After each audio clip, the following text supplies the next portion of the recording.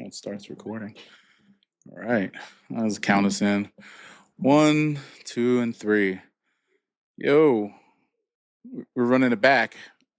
Yes, sir. And we're calling it You Should Know Better. You should know better. From a line dumb scheme. Dumb scheme. If anybody has some dumb scheme out there that's a fan of Shomi's or a friend or team member, let us know. I got one t-shirt somewhere. I know Nick got a ton of that stuff. I don't know if he kept it all, but shit, yeah. Yeah. Yo, he used to wear the tight t-shirts before it became cool to wear tight t-shirts. Now it's not cool, you know that, right? To wear tight t-shirts? Yeah, it's not cool anymore. I never wore a tight t-shirt. I mean, I do, but not usually under a shirt.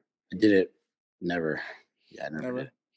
Yeah, it's maybe not tight t-shirts. Yeah, I can never get in. No skinny jeans here either. I never did. You ever do the skinny jean? Yes. Not like crazy skinny though. I never did anything too crazy. I was like skinny. I went like was nudie jeans. You remember nudies? Nah. So, nudie jeans, they're still around. They still make good denim. Mm-hmm. They were kind of like the quintessential skinny denim brand, but they were good quality. You could get them repaired at the shop in New York. Okay. Brand. I think I bought one pair of skinny jeans, and they were corduroy ones, and I got them from like Old Navy. I put them joints on. I wore them once, and I think they ripped them around the crotch area real quick because I could not. The skinny jean wasn't me. It was not me. Where do you want to start? I got a lot on my mind. All right, let's start with Drake. The album broke like every record out there, almost every record. That's what happens when you have the money for bots. Okay, that's not proven, and you could also say that about every other artist. Pure Sales says something else. I got somebody deleted their whole Instagram account because I debunked that whole notion that you haters have. So, would you like me to explain? I mean, you've been in the music industry. Can I explain my theory on this? Oh, yeah, explain your theory. I'll give you the floor. If you're the biggest artist in the world, and let's say you got billions of fans, which he does, if they're not bots, if he's got billions of fans, yeah, with that sort of following and as fucking crazy as his fans are, how do you have 10K pure sales? Explain did he release any physical copies? No, but digital downloads. Like people did the digital download for the J. Cole mixtape. Who's the biggest artist? You're telling me J. Cole fans are more dedicated to J. Cole? Wait, no. Did he have a dedicated website for a digital download? Drake. I don't know. I'm not a fan. He did not have one. Oh no, I don't know. No, he doesn't. No, he did not. Don't act like you don't know. You know, he did not have one. You don't know. No, don't look this shit up. It wasn't on that plot. What is it? That 100 gigs or whatever. It wasn't there. You know where the download was? Only on Apple Music and probably Amazon. Yeah, but why wouldn't they download it? If there are a billion people and somebody's getting on a flight. Okay, that's fine. No, you're telling me nobody wants to get on a flight and have a downloaded version on their phone to listen to? Okay. When I won't say a fan. At one point when I did partake in listening to his music, the funniest thing was like, yo, I told this to, I'll call him Aubrey. I texted Aubrey. I was like, I'm listening to your joint right now. You make good flight music.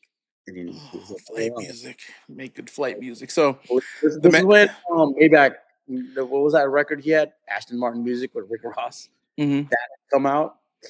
It was actually a flight from Ohio. That's where I live now. Yeah. And the reason I say Ohio is because Drake was at Ohio and I was at Ohio. We all linked up. Cleveland. Yeah. Right. So funny. You know where we stayed? Oh, here we go. That's why I've heard this story 50 times. It's your turn to hear it. We stayed at the Intercontinental. If you're a fan of that band, what does that say about him? Him and I don't stay at the Intercontinental. Neither of us do. He stayed at the Intercontinental, and so did I. I mean, you got to. He literally a year later said, "I do not stay at the Intercontinental." I was like, "All right, bro." I don't believe you. 8 hit records on my demo. Whatever. Anyways, yeah. Yeah, So but like a career built on lies, you know. So that's that. What else? 13,000. Okay, let's put this into the Crazy low, context. bro. That's kind of bad. Okay, let's put it in the context. It Do dropped. pure sales matter? Yeah, I think so. Because wouldn't No, you they want to make don't. those They don't. profit? Not in a That would streaming have been era. pure sales are more profitable than a regular. Not for. It doesn't matter for him. Yeah, right. You guys come up with every. I'm not coming up with anything. You got to think. If even regardless of what you feel is wrong here. So GNX from what's his name? Little dude Kendrick got got what 32,000 physical digital downloads, right? Okay. Okay, you know they was that a surprise drop? I don't know if did they have pre-saves for that or no? No, they didn't. They probably didn't. I have no clue. Did he push the digital downloads? I don't think so. So why did he get pure sales? It's circumstance. And it's also, like I said, where people are at. If it depends on like. It just means he got fake fans, bro. They don't care about supporting him enough. I think that most people, because you know what it means? It means his fans are crazy and they're streaming that shit while they go to sleep just to get the numbers up. I did. I played it on my laptop. I just wanted to give him all the money. You see, but he's not getting that much money because you know why? Because Spotify has a thing where they know when you're doing that stream shit. So hopefully, that's why those numbers drop so fast. Hey man, he signed a deal that gave him. We move on because you guys got your numbers. You're happy with your numbers. I'm not letting you go with this because it doesn't. In this streaming era, it does not matter. So regardless, look, if Kendrick used bots, if he used bots, whatever, 13,000 physical sales, downloads, whatever you want to call it, don't matter. It don't because he blew those numbers out the water with streams alone. Almost a 500,000. Very easy to do when you got your fans sleeping. Oh, and also, wait, they're having the album. Did they give you numbers on Habibti and Maid of Honor too? Like the physical? Give you this shit. I wonder what that adds up to. I gotta look that up. I'm not gonna look it up now. I'm gonna look it up later, and we'll talk about it another time. But if you add them all together, because that's a lot of money to spend. Let's just say it's $10 a piece. That's $30. How many people have $30 with gas prices going up and all this stuff?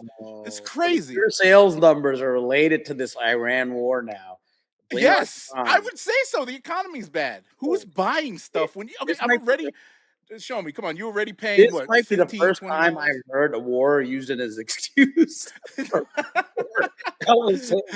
is crazy.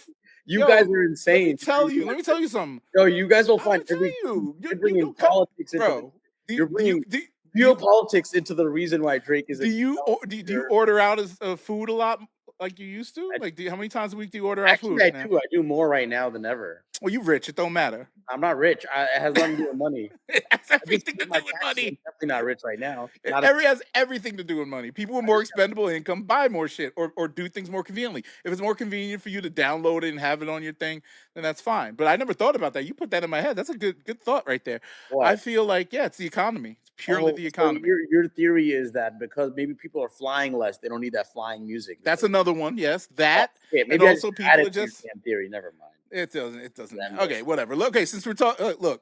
I'm going through this 90s Renaissance thing where I kind of flip flop between new music. So the Drake album got me off of like my nostalgia trip with music, but yeah, because I haven't been excited for new music since this came out. I was talking to Octavian today about that, like how this album, like, look, Drake albums, there's been 4 or 5, 6 or 7 of them that come out.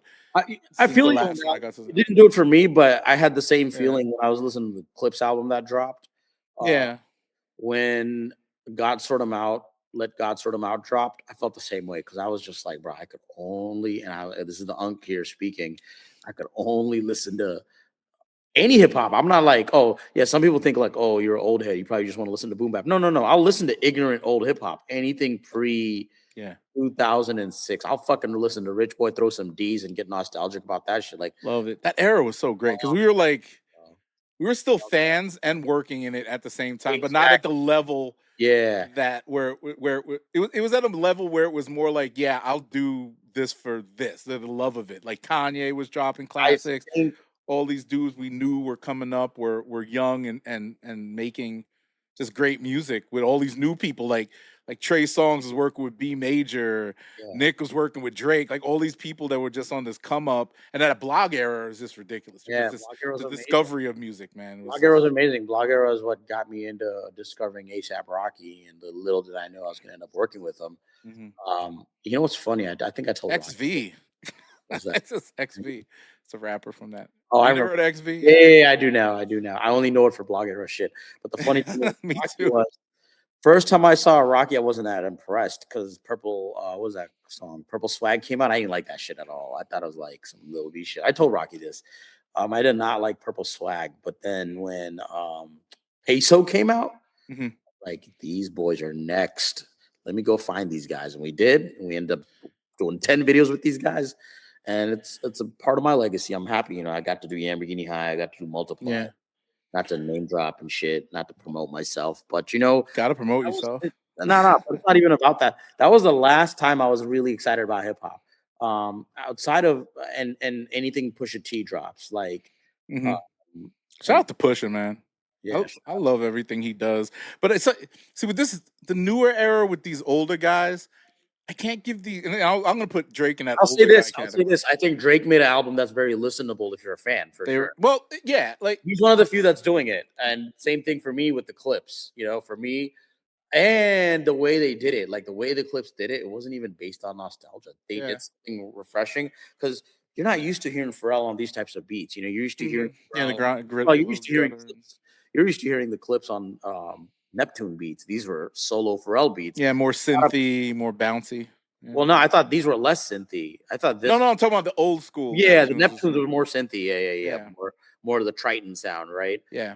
ASR 10 and Triton. Was that Chad's influence or more Pharrell? I don't know if it's the way from my experience being in the studio with him. Pharrell is kind of like this guy who kind of has the vision and he can hear it and he can hum the notes and all that.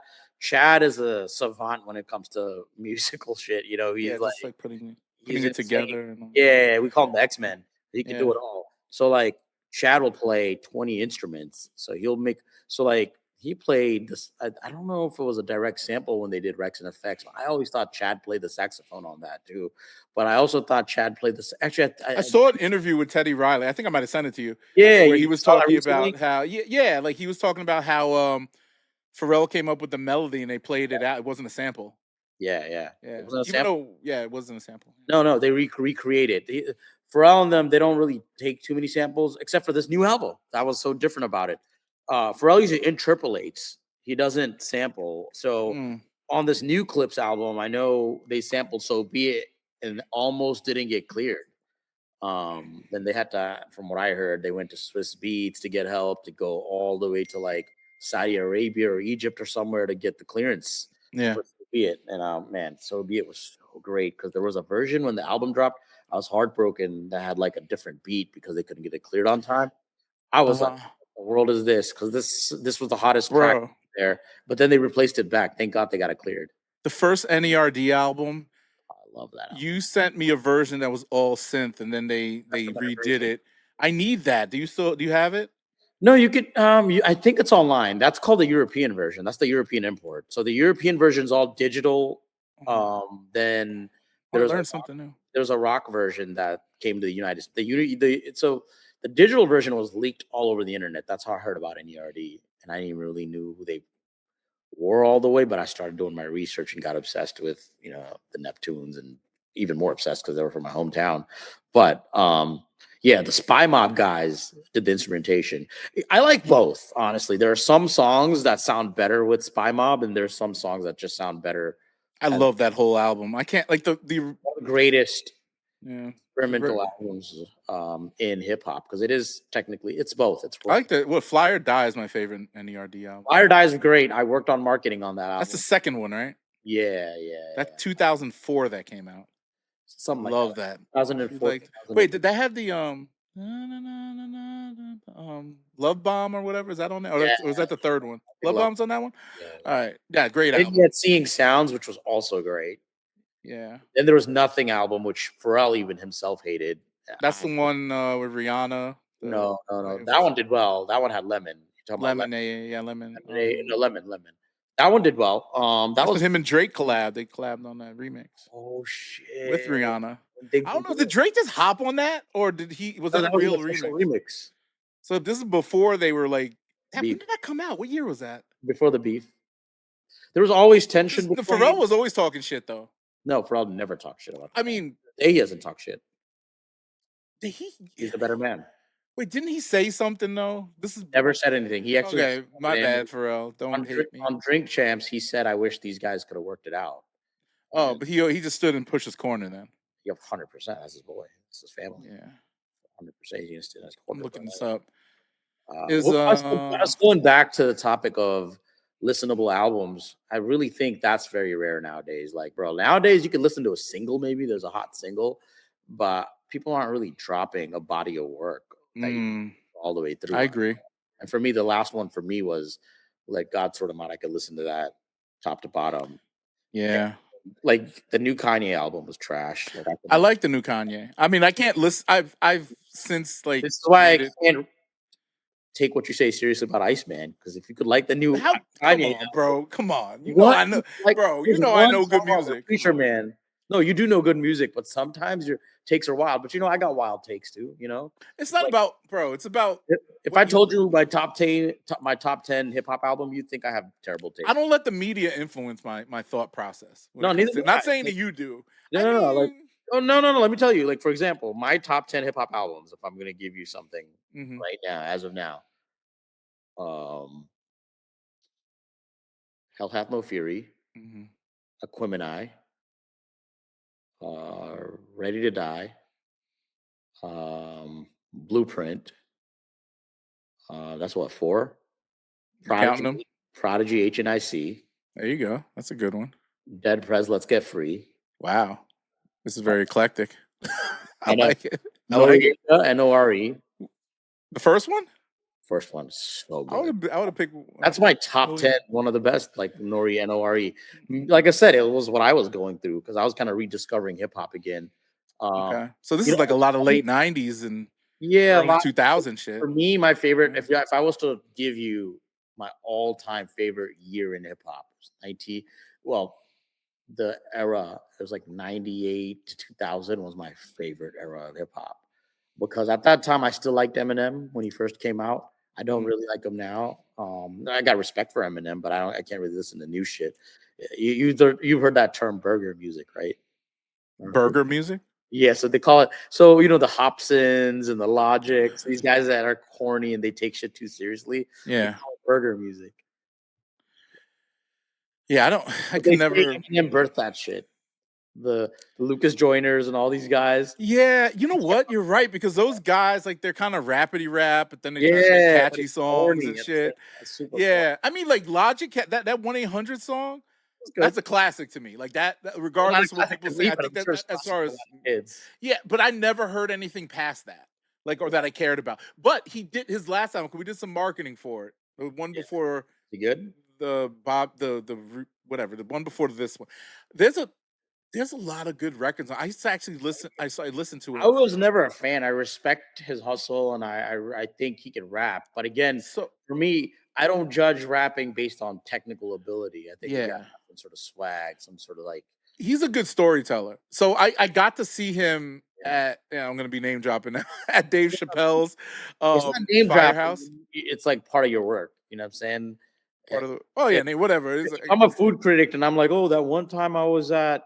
Blah blah blah. That's I was telling my man the other day, the guys I do the other podcast with, I was like, I don't talk about that stuff on here because it seems like I'm name dropping. But when I told him I had you as a guest, when I talked to him, it's not name drop. We're just having a conversation because we know the same people and we've worked with the same people, so we it's not like. It validates it a little more, number one, and number two, it's just like it makes it normalize a bit. Because if you're just talking with like your friends and family, it sounds they start getting into that like fanboying shit, and I'm like, I don't want to hear that, so I never talk about it. But with this, I can talk about it. Okay, you're right. Good. Okay, so we saw him at Chappelle's place. By the way, Dave Chappelle's hilarious when he's drunk. And it was such an intimate little crowd. It was literally like maybe 40 people in there. And Logic is a great stage performer, man. I'll give him that all day, man. He's right in pocket with the beats, puts on a good show, told stories, did all that stuff. Sure. I'm sure. You know what's funny? I've never really listened to a Logic album, but one day I was bored and I watched his documentary and I felt for the guy. His documentary is pretty good. I saw that. Yeah, Yeah, I saw that. I don't know why I saw it, but it's like on YouTube. It's on YouTube, right? nah, was it? Was it on YouTube? I think it's on YouTube. Yeah. You know what? I might have watched the Logic documentary just because I was maybe doing homework on a bunch of hip hop documentaries, and I was maybe working on a hip hop. Worked on that. Did Fleischer work on that? You know Justin, right? Fleischer. Name sounds very familiar. He worked with Alex a lot. He did. He's a videographer part time. Has a little agency. I will say this: as a fan of that golden era of hip hop to me, which is, I'll just say it, probably 96 to 2000. Very, very blessed that I got to work with most of those artists. Got to work with the whole Wu-Tang Clan documentary. Got to do a music video for them. Got to do multiple Wu-Tang docs. Got to do one about Iron Man for 25th anniversary for Ghost. Got to work with all those guys, and then got to work with Pete Rock even. Like, that's not even shout out to Pete Rock. You know what's funny? I knew about Pete Rock. Again, like, I'm gonna show my age, but at the same time, I was considered like a young guy in the game at the time. I didn't know Pete Rock from like They Reminisce Over You, right? I discovered that later. I knew Pete Rock because I was listening. I was kind of really tuned into hip hop in that golden era for me when like Gangstar was just dropping Full Clip. The Moment of Truth album. Moment of Truth album. That's how I discovered Gangstar, right? I discovered a lot of these guys. That was like their almost last album. I know. I was late to the game, you know. I discovered Wu-Tang, I think, from Forever. The Forever album. That's a great album, A Moment of Truth, by the way. Like I listened to 36 Chambers later. You know what I'm saying? Same. Like I'm a late fan on some of this shit because like same thing with Jay. I didn't listen to the first album first. Like my intro to Jay-Z was Hard Knock Life, right? So like, you know, I listened to some of that shit late. I had to go back and listen to Biggie. Like I actually didn't really like the shiny suit era that much. What? That's my favorite. Yo, it's one of my favorite eras. Mainly because I appreciated it later. Mace, shout out to Mace and Betha. I hated it at the time. Dog, Mace was the most gangster rapper ever. Yo. Like, don't question me on this. Cameron will say this. Yo, you listen to what Mace was saying in that. Like, he took all that cutesy shit. And he was so gangster with it. Yo. Like I love him, Big L, and Cameron group. Yeah. Formed, so like, I could only imagine what Big L. If Big L died right at the like peak, almost of that he brought it like with DMX. He was gonna drop, you know, after he got out of his deal. He's on Raucous, and again, I got into Rockefeller. I got into Big L late, right? Imagine him and Jay on an album. Right. I got into Big L when Ebonics came out. I think he was on. Yeah, that was 99. Was he dead by then already? He died during the process of getting that album out. When yeah. Ebonics came out, then I did the homework. I got into Master Ace super late because I knew Eminem was a fan, and then Master Ace album was good after 95. I stopped listening to. I love Master Ace. Yeah, that was in 94 though. That was 96. That was 96. Sorry. What was it called? Master Ace influenced Eminem. By the way. Yeah, I know. Yeah. And that's one of Eminem. But Master Ace's old stuff, there was 2 albums that Master Ace did where he was experimenting a lot with that bass 808 sound. Yeah. And the records on those albums. Oh no, sorry. Let me take that back. Slaughterhouse. Yeah. I think, which his second album came out in 1993. Right. One of my favorite albums of all time. So conceptually good. Gravediggaz production on that was crazy. Was that his production, Master Ace's production? Was that a horrorcore album? Yeah, sort of. It was kind of like experimental. Yeah, there's a lot of records on there that weren't, but there was a few albums like Slaughterhouse. Listen, Welcome to Such fucking crazy. Like Murder, Murder, Murder, and Kill, Kill, Kill. Such a dope album. Not Rod Digger. I'm sorry. Hurricane G did some ad libs on that record. I was listening to that the other day. That's why I remember all this stuff. But Hurricane G was on a record with Puff at one time, right? Oh yeah, the 2000 record. Yo, Hurricane G got a crazy history. She is Eric Sermon's baby mama, right? Did not know that. That's crazy. I think she had a baby with Eric Sermon. Correct me if I'm wrong, people. I can't remember all the stuff. Weird encyclopedia knowledge about things that nobody should care about. But like, what's a Hurricane G? She's just one of the best female rappers that never had a chance. Never had a chance to like really. Well, Yeah, she has you a never had a daughter chance with because that Eric track Sermon. I didn't like that track with Diddy. I didn't like that track. I was not a fan of that track. I I think she know might that. have ghost wrote it. I think that's how she got the feature. Okay, makes sense. But to go back to it, And I'm like just making. I have no clue if for he me, it actually was wrote like it. a slow transition. I was a kid that was like, R.I.P. Hurricane G. By the way, she yeah. passed away in And 2022. I'm not saying I got into hip hop super late. It was just, when you're a kid, you just listen to whatever's on, right? So I'm listening to MC Hammer. I'm listening to Vanilla Ice because of Ninja Turtles. I'm listening to like Crisscross. Just listen to radio rap just because. Radio, yeah. So like that's why I say I got into hip hop late because I wasn't into it. I enjoyed it because that was just what I knew based on what was shoved on me, right? But Pause. pause. I was gonna say shoved down my throat. Pause. Pause. Super pause. You heard that term. Yeah. Super pause. Cut that off. Oh my Flip god. that. Whatever. No, going back to it. Like so I got serious into hip hop through this is gonna sound some crazy shit, but like I really got interested in hip hop because in the mid 90s I was listening to Nine Inch Nails and all this dark ass music, and RZA had a side project, Gravediggaz. Mm-hmm. So when I heard the Gravediggaz, I fell in love with Shout out Prince Paul. Prince Paul, like Yo, Nick has worked with him. I don't know if the records ever came out. I gotta ask him. I didn't know that. I didn't know Yeah, Nick. he sent me a text message one day. He's like, "I know you'll appreciate this," and it was him and Prince Paul like texting each other. I was like, "Oh shit!" And then I sent him a screenshot. I'm like, "I just listened to Prince Among Thieves." I never the other day. knew that Nick was into any of this stuff because had I known, I put him. I would have never because me on a visual end, I was trying to market him like the next 50 Cent. So, but funny thing is, I was kind of like a backpack boom bap. Yeah. But not like strictly that. Like I kind of listened to everything, but I loved that era of like hip hop, Prince Paul and Dr. Octagon and all that crazy Kid Koala, Dan the Automator shit. I put him on to some of that because when he started, maybe he changed. So, it wasn't like he listened to that, but I used to just send him cuts from the album. Like I'm like, yo, this Cool Keith song right here. Yeah. This like he did, Breesley Bruin, right, from Juggernauts, and he did the album with Prince Paul, the Prince Among Thieves, which is the classic. That's like the hip hop. Do you remember that music video? They had like 8 rappers on that video. Oh yeah, like they did the whole man. We listened to that from back to back. Breezy Bruin's one of the sickest MCs I've nobody's ever heard of. I don't know somebody. De La was on that record.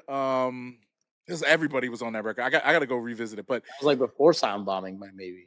Oh wait, it was around the same time. Maybe a year before it or two. I don't know. And dude, it's like 97, 98, something like that. Whatever. In hip hop. Dog, beautiful album. Music on the radio was incredible. Underground was incredible. Both was incredible. Yeah, because gave you the mainstream shit that was still raw and gritty production wise. You had Dame Grease on the production, but then he could do radio records with Swiss Beats, and that shit was still undeniable. The Swiss Beats era is crazy. People don't appreciate it. No, people don't appreciate Swiss Beats enough because a lot of people be trying to say, "Oh, his beats are whack." Nah, fuck you, dude. Like, yo, I remember like on my birthday, my friend gifted me the DJ Clue mixtape, The Professional, and it had the Rough Riders Anthem remix on it. I fucking listened to that so much. I love that record. Can I tell you something from Fabulous? Because he used to be called Fabulous Sport. Yep. Yeah. Let me tell you something about production, and you know this. Yeah. The best producers are not complicated when it comes to the way they put things together and the sounds that they use. Like the best producers that make it mainstream. They got an ear though. They have an ear because look, I'll put it to you like this. Like jazz music is very complex and there's a lot of elements to it and a lot of like, on beat, off beat and different rhythms and it hip hops from one thing to another. I'll put a producer like DJ Premier in that category. I mean his older stuff. Yeah. Not his newer stuff. Like his newer stuff is more melodic. He's produced for Christina Aguilera. At one point, he got a couple of records. Yeah, he did a Miguel record. He did he's done a lot of R&B that you probably like album cuts and singles. D'Angelo. Oh, yeah, he did D'Angelo. Yeah, he did the remix with D'Angelo. But like his sound when it came to hip hop was very complex. The scratches, the way he sampled beats and those tones and hi hats. Yeah, he's my top 10. Yeah, and then you got like the guys like Swiss Beats, and then I'll even put like Drake's guy 40 in there. They're just either like very melodic, almost. I go 40's more lo-fi, right? Is that the word for lo-fi? Like with the Yeah. way he kind of like just like it just sinks in there. But Swiss Beats just a boom, boom, boom, boom, boom, boom, and just a simple melody, and then it just hits.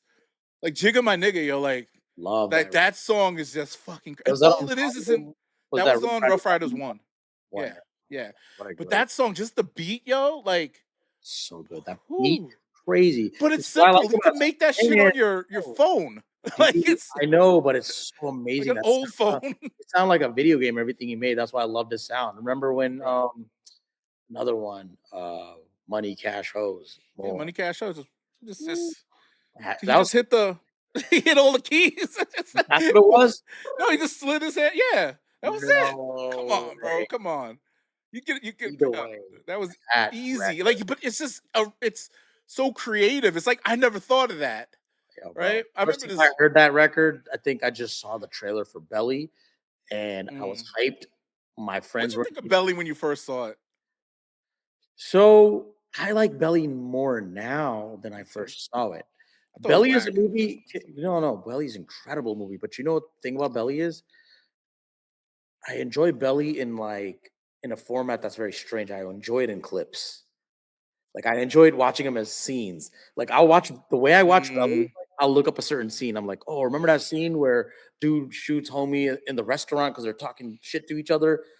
I enjoy Belly that way. Or when R.I.P. Stan Spitz. yeah, and when Ox is about to get murdered and they all break into the house and With the murder. blood clot, yeah. Yeah, Ox. well, I love or the scene where Tommy is was it Tommy that goes to Jamaica for the first time and all this shit looks weird. Like so that's oh, that part where they're driving down the street that's and then the little boy comes up and yeah. flashes the gun Shine kind of and they're redid just it. chilling. Did That Shine was redo that fire. video, that moment with Bad Boys? He kind of redid that video with Oh, that. he did, yeah. I never really paid. I love the Bad Boys video, but I never paid attention to it like Yeah, that. that was I But think taken from yeah, Belly. they But probably yeah. so Belly was a little ahead Shout of out to its Shine. time. I loved the cinematography on Belly. And It was a Hype Williams video, man. yeah, but like Malik Saeed was the DP. Oh, Mm-hmm. he's so good. He's one of my favorite. What's he up to? He's still doing cool shit. Like Malik Saeed, Hype. I'm not sure about. I don't want to like. Hype just did a video for Drake, I think, or Yeah, somebody. He did yeah, somebody's video yeah. recently. I forgot who it Did was. a new Ti video. I was like, Yeah, Ti. Yep. See, I yeah, knew he did something, but he did a video. He did Oh, that was Lil X. yeah. Lil X He worked on did that commercial that's with Nike with Drake. yeah, and he did the one with what's his name, the the song with Future that they did during the pandemic. Oh, No day. God damn, why can't I think of these things? it's I don't know. sexy. No, the one where they're rapping and they did the beat switched up. I forgot what it's called. I'm stupid. Well, I can't Travis remember Scott. anything. What happened? Talking about what was that? Sicko mode? No, that's Travis Scott. Yeah, no, I'm saying it was with Drake. No, I'll look it up right now. It's called Was it Dave Myers? Life is Good. He did that video. Dave Remember Myers? that video? Can't remember. He did Life is Good, Dave. No, I don't know. I don't know who did it. But anyways, going back to Go back. all right. Well, Oh, Hype is some Queens. we're just ADHD dudes just talking random shit about hip hop. I don't know how this works as a podcast. I have ADHD, and we have not hit on one topic except Ferraris. Well, we might just have to like put the Ferrari shit out. All right. So Ferrari. Next thing I wanted to talk about. Ralph. Ralph, they did good. 8 billion. 8 billion. 8 billy. I was gonna wear some Ralph today. You know, I support Ralph like New Yorkers support the Knicks.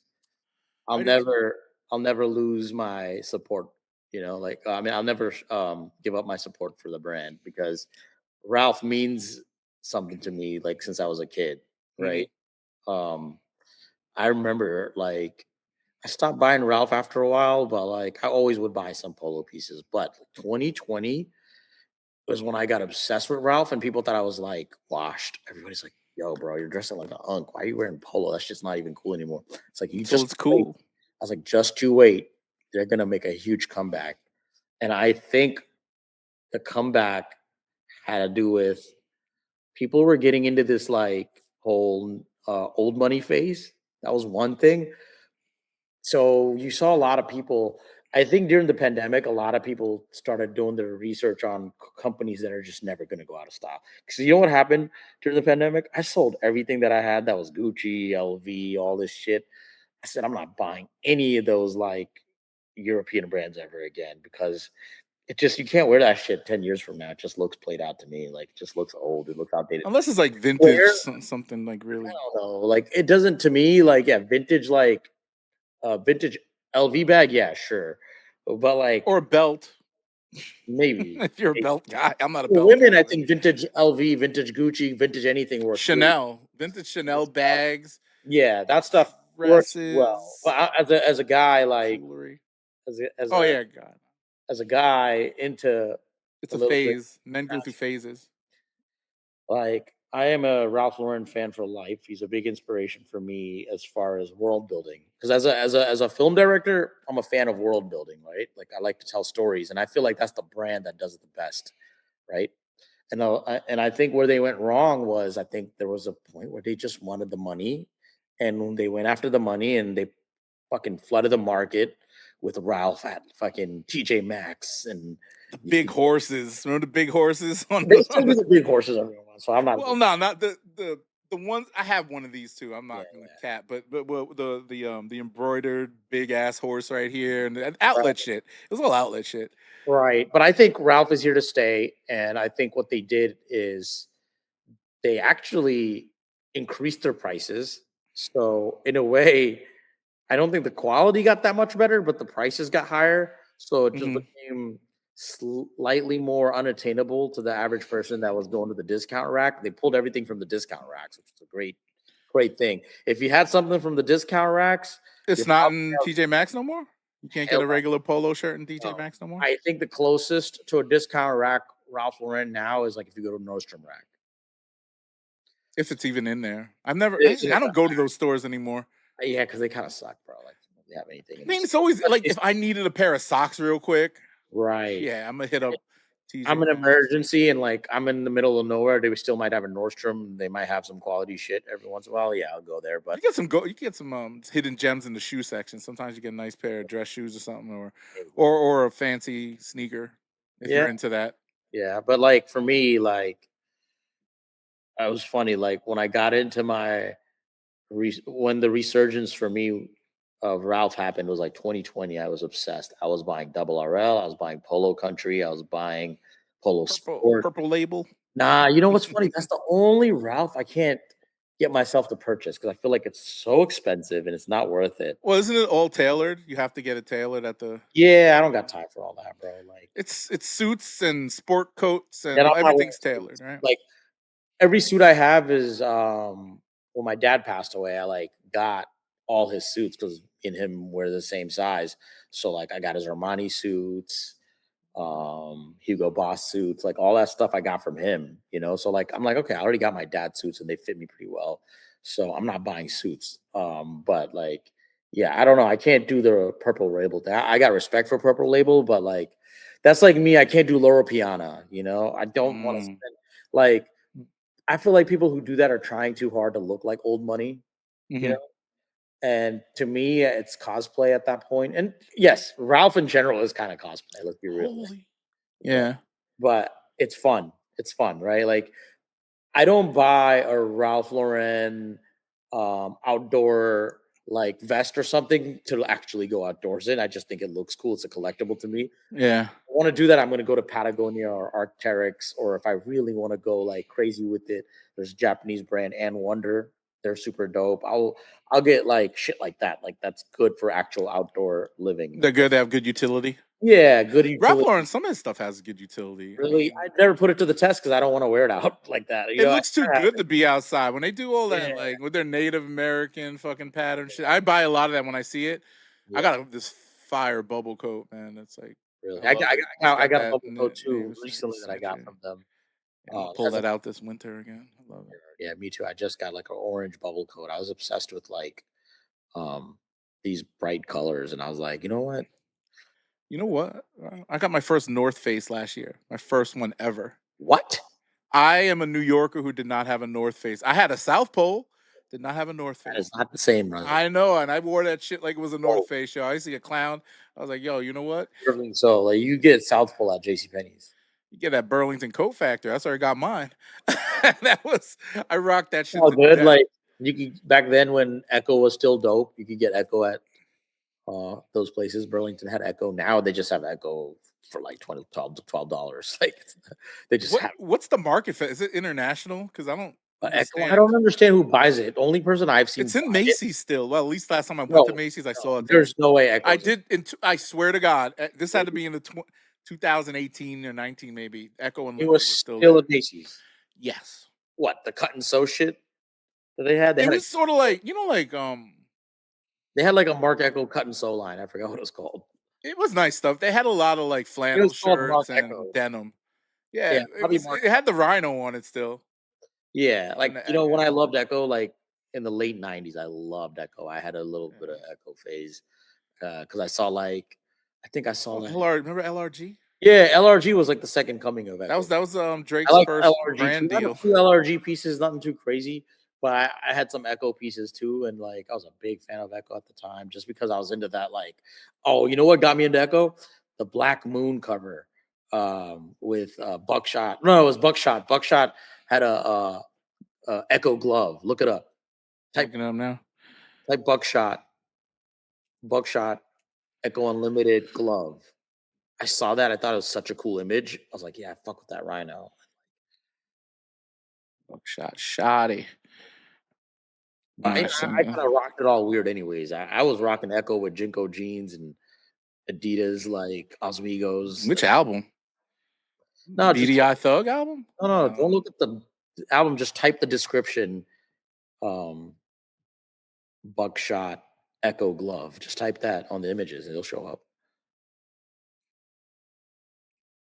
I don't know. I was fascinated by that cover. What year? That had to be the late 90s. Was it a Black Moon album or a? No, Buckshot. Just type Buckshot. I swear, dude. If you just type, he only had one solo album, the BDI Thug, and he ain't wearing a Buckshot and Echo. That's all you got to type. I forgot about that solo album. Yeah, I'm looking at it right here. You type Buckshot Echo. Yeah. What's it called? It says BDI Thug. Yeah. He's not wearing a glove. He's just wearing a. Look at the other. He's wearing an Echo hat and he's wearing a glove on the back part of it. Oh, that must be the album like liner and stuff. I don't know. Yeah. The back cover has the glove on it. Take a look at it. I saw that Echo glove. That shit reminded me of the Power glove. That shit was so sick. Yeah, the trackless glove. Look how cool that glove is. Kind of want to get that as a collector's item. Oh wow! Here's an old Echo ad. Let me share it. Kind of dope. Yeah, I remember these in the Source magazine. Yeah. You know what's funny? Recently, I think I'm so out of touch when it comes to this kind of shit. So I don't even know if Echo's cool anymore. But I did see. Oh, it's not cool. Well, Billie Eilish is rocking it, but I'm not the audience for that, obviously. Yeah, Billie Eilish is like really rocking Echo a lot. Look it up. Type Billie Eilish Echo. I'm not lying to you. But she also rocks polo. She's a very interesting person. Yeah. I respect her. I like her music and here it is. I have a lot of respect for Billie Eilish. This is what you're talking about. Ashi. But like, oh, it's the other half of when you unfold the cover. Yes. Shite. Oh, sorry. I closed it. Let me share this again. No, that I remember this. Mm-hmm. That's a fire glove. Right? I want to get that glove just to just have it in like some sort of plastic, like some sort of clear glass or some shit. But then museum piece to me. Ooh. I mean, you get gloves like that. It's like the Supreme always drops like those collab gloves that look like that. Oh, really?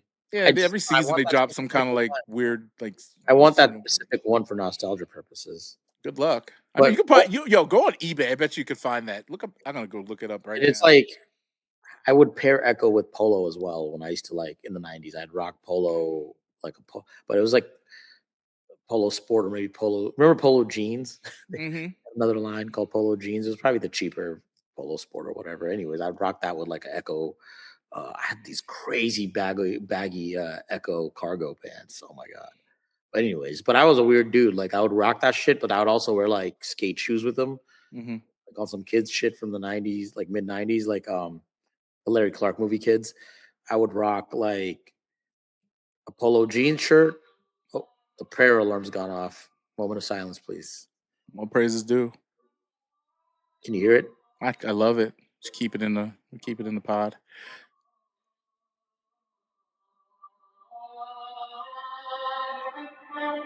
I think that's it. There you go. Lovely. Yeah. So that's my mom's alarm. So going back to polo, man. I know you love polo. I love polo. I have a relationship. Yeah, you got more polo than me. What are you talking about? You got a relationship? Not really. I don't have more polo than I might have some. You got rid of a lot of your dope pieces, but I don't have like leathers and shit like that. You got leathers. I got more of the outerwear. I got a lot of polo leathers. Well, no, not necessarily leathers. I got like a polo bomber jacket, leather bomber jacket. I got a polo. I got a few polo varsities. I love their varsities. That's my favorite thing. From them. But going back to like longevity and the comeback of polo, what do you think it is? What do I think it is? I think it's gonna be the heritage stuff like this. Like people, they did this in 2018.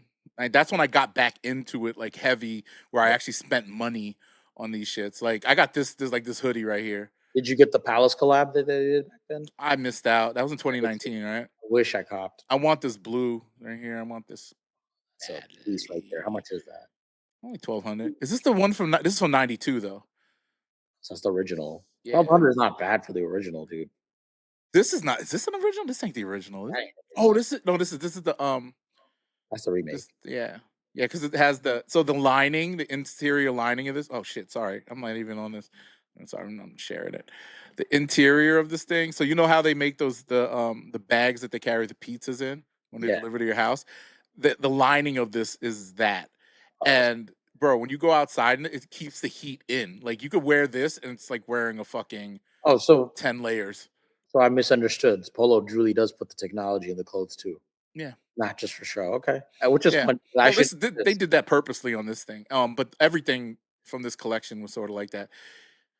But he did a lot of that. Yeah, like my thing is, dude, at a time when not LV, at a time when Gucci's doing very bad. I don't know if you looked at the numbers. Gucci's doing so bad that Coach has caught up to them. Right. Coach, don't sleep on Coach. They redid their handbags. Their handbags look super. This is the time for, I think, affordable luxury to shine. I think that's what's happening. Like people are willing to spend their money on affordable luxury, and I put Ralph in that category, put Coach in that category. I think affordable luxury brands are like doing all right, especially. You know what happened? Remember when all the folks in China were like showing you the shit that they got in the factory, and it's not any different than like the polo they sell. You remember that? Like not polo, sorry, like the luxury stuff, yeah, with the purses and all that shit. Yeah, saying I think Prada and everything. Yeah. I think that really hit people hard. I really think people were like, "Yo, I'm not paying $3,000 for a bag that probably cost $50 to make." I think that hurt them. It didn't hurt Polo though, because Polo doesn't charge those kind of prices to begin with. Yeah, and they have a variety of stuff for different people. You go to the outlet, you could get like a classic polo, and then it has some nicer stuff. You go in there and get the denim and all that. I go to the outlet a lot, and if I see a denim coat, I'm a denim coat guy. Outlet for me, I don't really like everything I see there, but every once in a while, I'll run into a piece that I'm just like, that's a really good deal, and undeniably a cop for me. I think there's a photo with me and Ferg, and I'm like wearing this crazy polo piece. It's on my Instagram. And I regrettably now I sold that piece, but like that was an outlet cop. I was very happy about that. But even at the outlet, I paid like $400 for that piece. Yeah, no, I paid $300. I sold it for $400 or something. Dude, I think I might have told you the story. You know that, right? Like everybody just goes to the outlet, and there are places out there, and I don't. Well, maybe Alabama. Do they have a polo store in Alabama? Probably not. So people in like states where they can't get access to polo are paying a premium for the discounted factory stuff. So I found when I was at the polo outlet, let me show you this. I found this hat. Oh, that's fire. That's at an outlet? Yeah, I found it in Washington D.C. This one and the other one that it's not on here. Polo hats With the sell for a lot. furry, huh? Polo hats sell for a lot. I noticed. Oh yeah, these bro. I bought all of them off the rack, and Man, the other ones too with the furry ear things. I forgot what it was. I don't know if The you name. noticed at the Ralph Yankees joint. Oh wait, let me show the people. See, he's got the. Ooh, that's me. Why'd I? Wait, I gotta magnify you. Look at him. Look at that.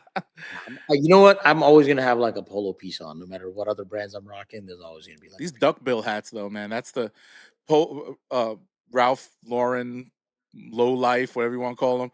They go crazy over those hats, yo. Those you know dudes. what's funny about the polo audience? They're all so different from each other. You got like your streetwear guys that are gonna rock like vintage polo sport, and they wear it a certain way. They'll rock polo with Palace and Supreme and the Visu, and they'll mix it up, right? That's Then me. you're that market, right? And it's kind of like the low lives, but the low life guys do it the most gaudy, and I gotta respect because I could never wear it like that. They'll wear like polo shit that clashes, but long as it's polo, like they don't care. Like that's how they'll rock it. Mm-hmm. They'll wear like matching top and bottom. Like I can never do the matching top and bottom. What is that called? A Unless suit? it's the whole set. Yeah, I mean they wear the whole set. They love the sets. I can never do a The set. underwear and everything, man. No, Homeboy came out one time and he had the towel yeah, wrapped around his neck like a cape. It was the matching towel to the fucking whole thing, and I'm like, where did you get that? Like, and you look it up, it's like it's a real thing. Like you could find it somewhere. Like you have to go to Polo Mansion for those things because that's where they have like most of the matching the low stuff. lives take it really far, but they're entertaining. I find it kind of funny because it's just like they go too hard, and they're kind of not like fashionable dudes, in my opinion. But there's You got a couple of these, right?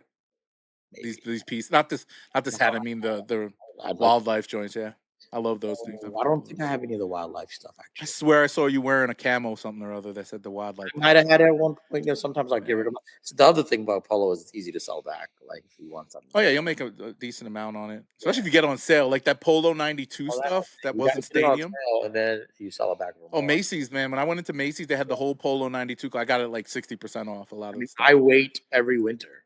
Every winter when they Hmm. do that, I don't know if it's a Black Friday sale. It used to be 40%. Now it's like 30. They used to. So Polo's realized like we can't make our shit too accessible or else, it's Hmm. a good strategy. It's working. 8 billion while everybody else is suffering in luxury market. Yeah, because you have to bring it down a notch Yeah. to cater to the public, and that's what makes Polo still an aspirational brand Yes. because everybody wears it. Yeah. And That you know what's funny? it's good Americana shit too. It's Good not America. like It's one of the yeah. few American brands that are still like so They like haven't cheapened themselves. They're not like in Walmart, they right? did Like at shit one like point. that. Well, they are technically, but Where? What?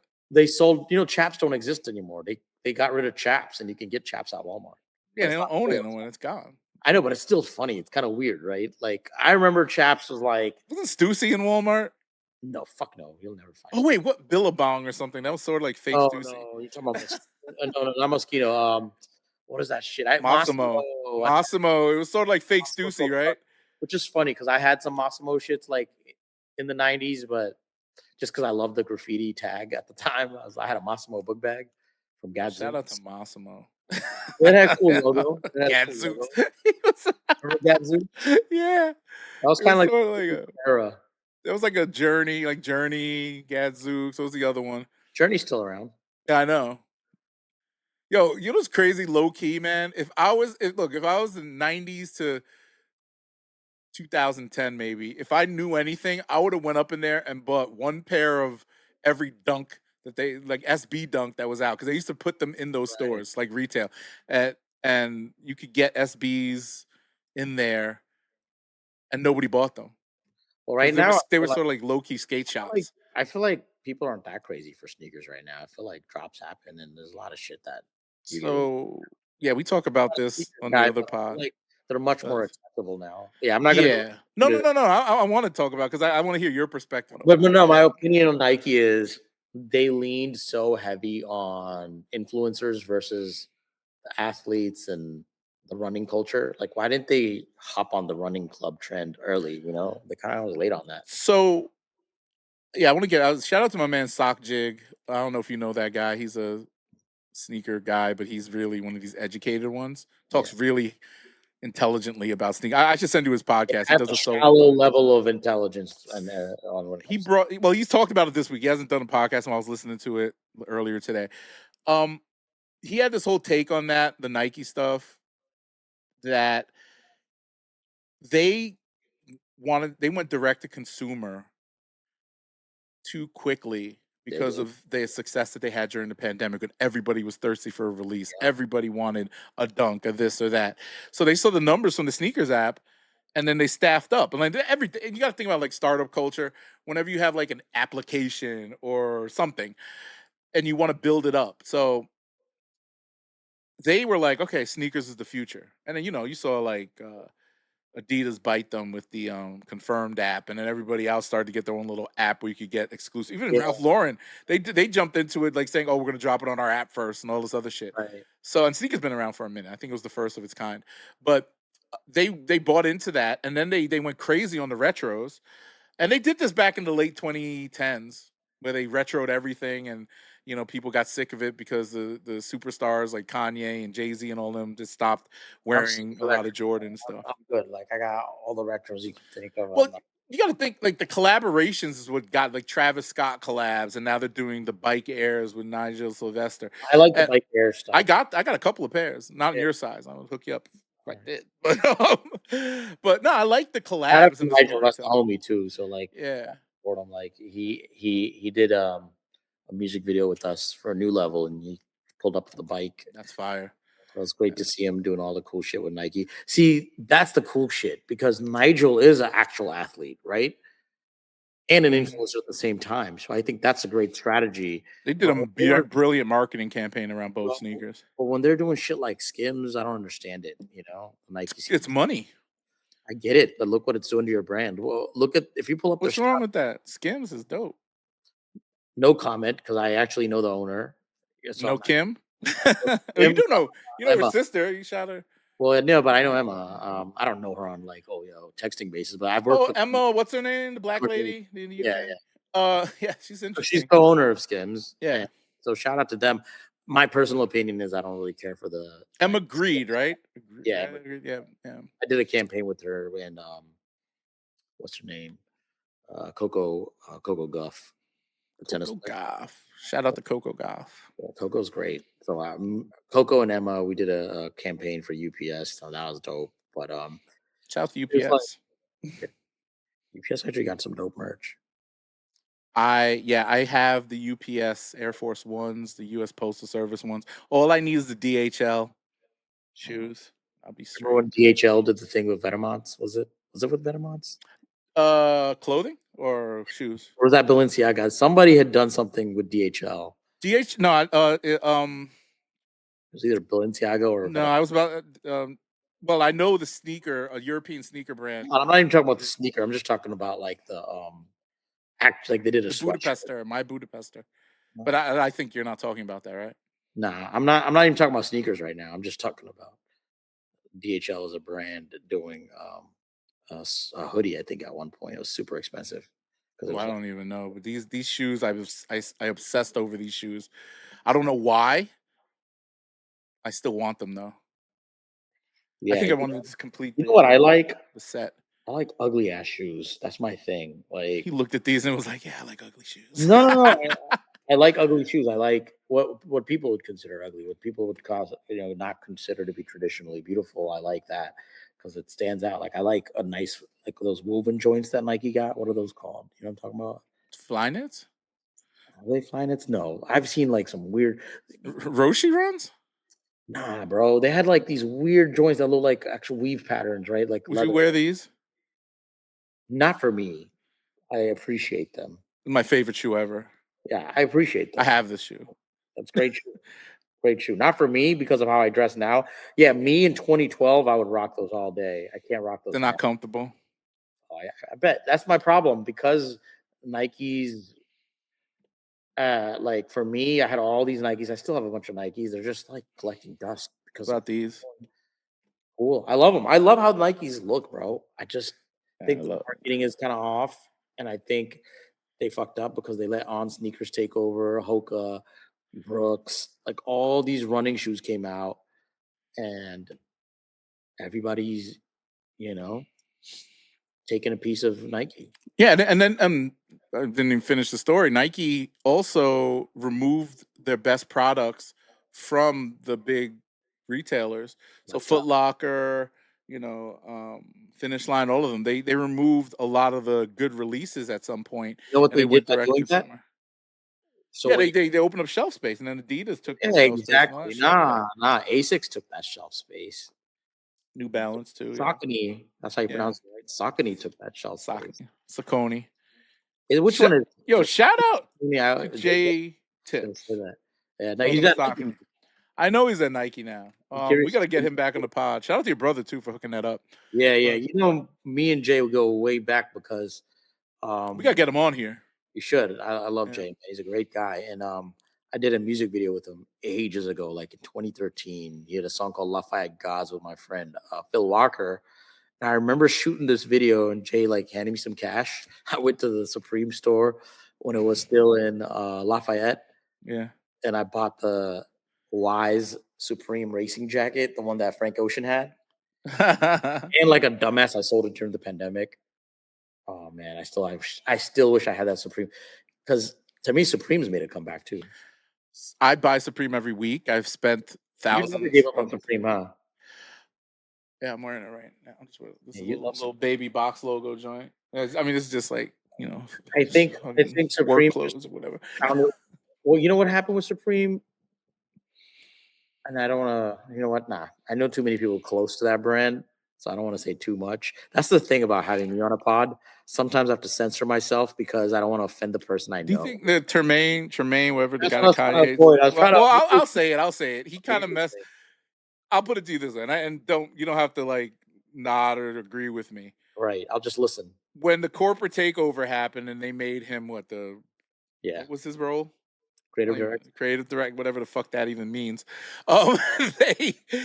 He didn't have much creative control, because what I saw coming out of that era, let's just say that's from like what I want to say 2019 to maybe 2022 or 23. Yeah, something like that. A lot of their stuff was lower quality. I don't know why. I think that's the corporate thing. It has nothing to do with them, right? Well, yeah, it has nothing to do with Supreme itself, but I think that it has nothing to do with Tremaine. Like, it has nothing to do with him, but also I think because, and correct me if I'm wrong, he was like the first black man to ever be like head of creative or anything. No, okay, I'm gonna take Angelo is I think Angelo is black or Dominican. I don't know. Angelo, look that up. Angelo was creative director at Supreme too. He is awake. He came out of the Supreme world, and then homeboy from Noah. Okay, yeah, I forgot his name, but I don't know any of these dudes' names. But anyway, like I was saying, that whole era of him, that era did not have these really signature collabs that they've been doing the last couple of years. I think because people probably thought they sold out because of the corporate takeover. He sold for what, $2 billion. His timing was bad. Yeah, and I also feel his style. Even me, I gave up. I stopped buying Supreme right when that happened. Yeah, I mean, his was like his line, the denim tier shit, was like basically black chrome hearts, black man's chrome hearts. And then it got bootlegged so much. It did. And then the sweatsuits were tacky. Like, I thought that direction that they took, and then they said, "Oh shit, this is what works," and they just kept doing it and doing it and doing it. He didn't really innovate there, and I think a lot of people lost its appeal. You know what I mean? Denim Tears was great for when it was great, but now it's like that spider shit or whatever. It's just like one of those things where you could go get it at the flea market and nobody could tell the difference. Oh, no, I don't. I don't like any of that shit. That's a lot of awful cough syrup. Whatever the fuck that shit is. I don't understand any of those brands, bro. Like, it's throwback to like the late 2000s when remember Gino Green and but Gino Green had charm to it. It was ugly as shit, but it had charm. And I remember I think it was expensive too, and they did a lot of leathers and stuff. Bro, all those leathers, man. Papoose paid top dollar for them. Remember Mesquine? Yeah, all that shit. Mesquine should make a comeback because what I appreciate about Mesquine was even though I wouldn't wear it, it was like hand painted stuff. I think it was from Philly. Like that's cool. I think so, yeah. Like they should re-bring that shit back. What was another brand from that era that popped? There's so many Academics. Well, that was I had some. That was like early 2000s. Yeah, not DJ. That was DJ Clue's brand, right? DJ Clue was behind a little bit of that, right? Academics, yeah. I don't know. I'm pretty sure Virginia had a role in it because I think some of the guys from Academic went to Hampton University. Yeah, that's what. Maybe it was because what's his name? DJ Envy went to Hampton, so I'm thinking Clue was probably an investor. Maybe the both of them were probably investors. Academic jeans. You remember PRPS? Mm-hmm. They had some cool shit. PRPS has some great denim. Yeah, and Pele. Pele's still fire, bro. I still want myself. I still want a Pele jacket. And it's funny because I really have no identity when it comes to clothing. I'm like a different character based on what I put on. One day I'm gonna have all polo shit on, and I'm kind of like a low head for that moment. One day it's gonna be all Arc'teryx, and I'm on my outdoor shit. Another day it's Stussy and Palace type of day, and I'm on my skateboard, streetwear shit because I grew up on that. Yo, does the homeboy from Arc'teryx still do stuff with Givenchy? The dude who I'm thinking of the wrong guy. I don't know anybody at Arc'teryx. Nah, dude, the guy who owns the brand, or no, Arc'teryx owned by Salomon, bro. Oh God, I don't know anything. Oh, you're right. You're right. Arc'teryx is massive. It is, and it's made in fucking like China or India or some shit, right? It is. Yeah. Oh, who's the? Oh, this is another brand. Matthew Williams. Matthew Williams, yeah. Yeah, he had. What's his brand called? It's something with an A too, right? Elix. You got Elix confused with Arc'teryx. I don't wear either one, so I don't know. I just I got him confused. I'm sorry. Yeah, Elix had a lot of collabs at one point. Elix had a freaking AP. Really? Yeah, they had their own AP. Matthew Williams, but Matthew Williams, that that's children of Kanye, right? Like Kanye birthed all that. You had Tremaine come out of that camp. Really? He messed with Kanye like that? I didn't even know. Yeah, I know he's only 40. Damn. Jesus Christ. Yeah, Matthew Williams was part of that.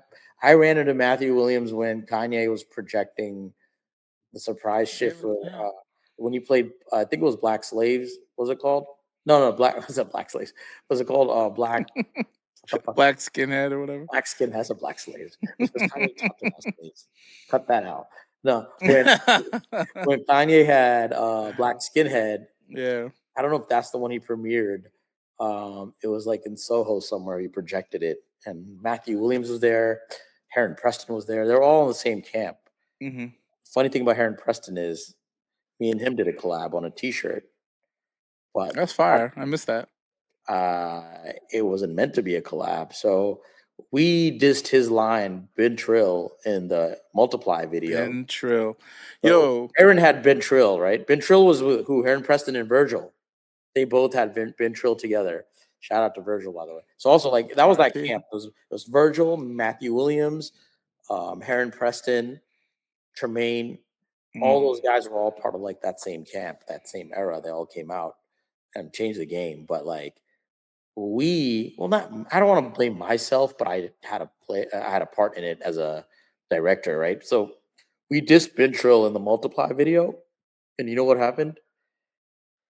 Heron Preston put a statement out about like how disrespectful it was, but then he said "fuck you" to us. Took a screenshot of the No Ben Trill thing that I made, which I designed. So technically, I'm a collaborator. He made it into a T-shirt. He took the screenshot of my video from Multiply and made it a T-shirt and sold it back. I didn't get my residuals, but whatever. That's fire. You probably made some money off that property of Allah shit. Kind of ended Ben Trill. So me and Rocky might have played Hood by Air. Hoodbuyer's fire, bro. I still like Hoodbuyer. That shit used to be in Barney's, bro. I know. Crazy. Yo, they did not know half that shit was just Rocky touched screen printed or ironed on. Like it was so fucking cheap. Yo, have you ever seen? I mean, you wash one of these things a couple times, they fade quickly. I never had one, but they were so expensive. The t-shirts were like $200, and it was like an iron on. He had great taste. I remember he had the Aphex Twin cover, the album cover, on a shirt. And the guy who wore it one time in front of me was this rapper Spenzo, who probably never listened to the album, but like, because Aphex Twin is like an ambient electronic artist. Yeah. Sort of in that genre called IDM, not EDM. It stands for intelligent dance music. And so Aphex Twin was kind of from that drum and bass era, right? But Hood by Air did a t-shirt just with his face on it. I don't know if it was like actually like licensed, but people went crazy. Shirts, yeah. Look at these t-shirts, man. Can you find the one that I designed technically? What did it say on it again? Fuck been Trill? Yeah, it's like type Heron Preston, multiply.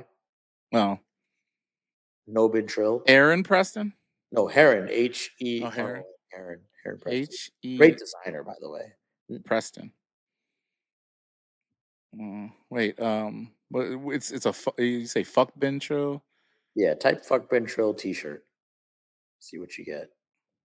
Don't look at it on IG. Like, use Google.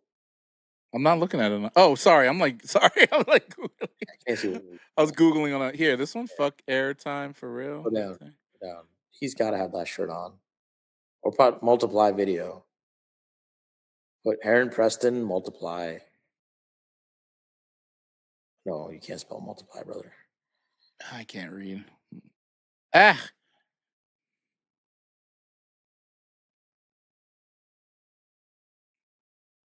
Damn, why can't I find anything when I need to like?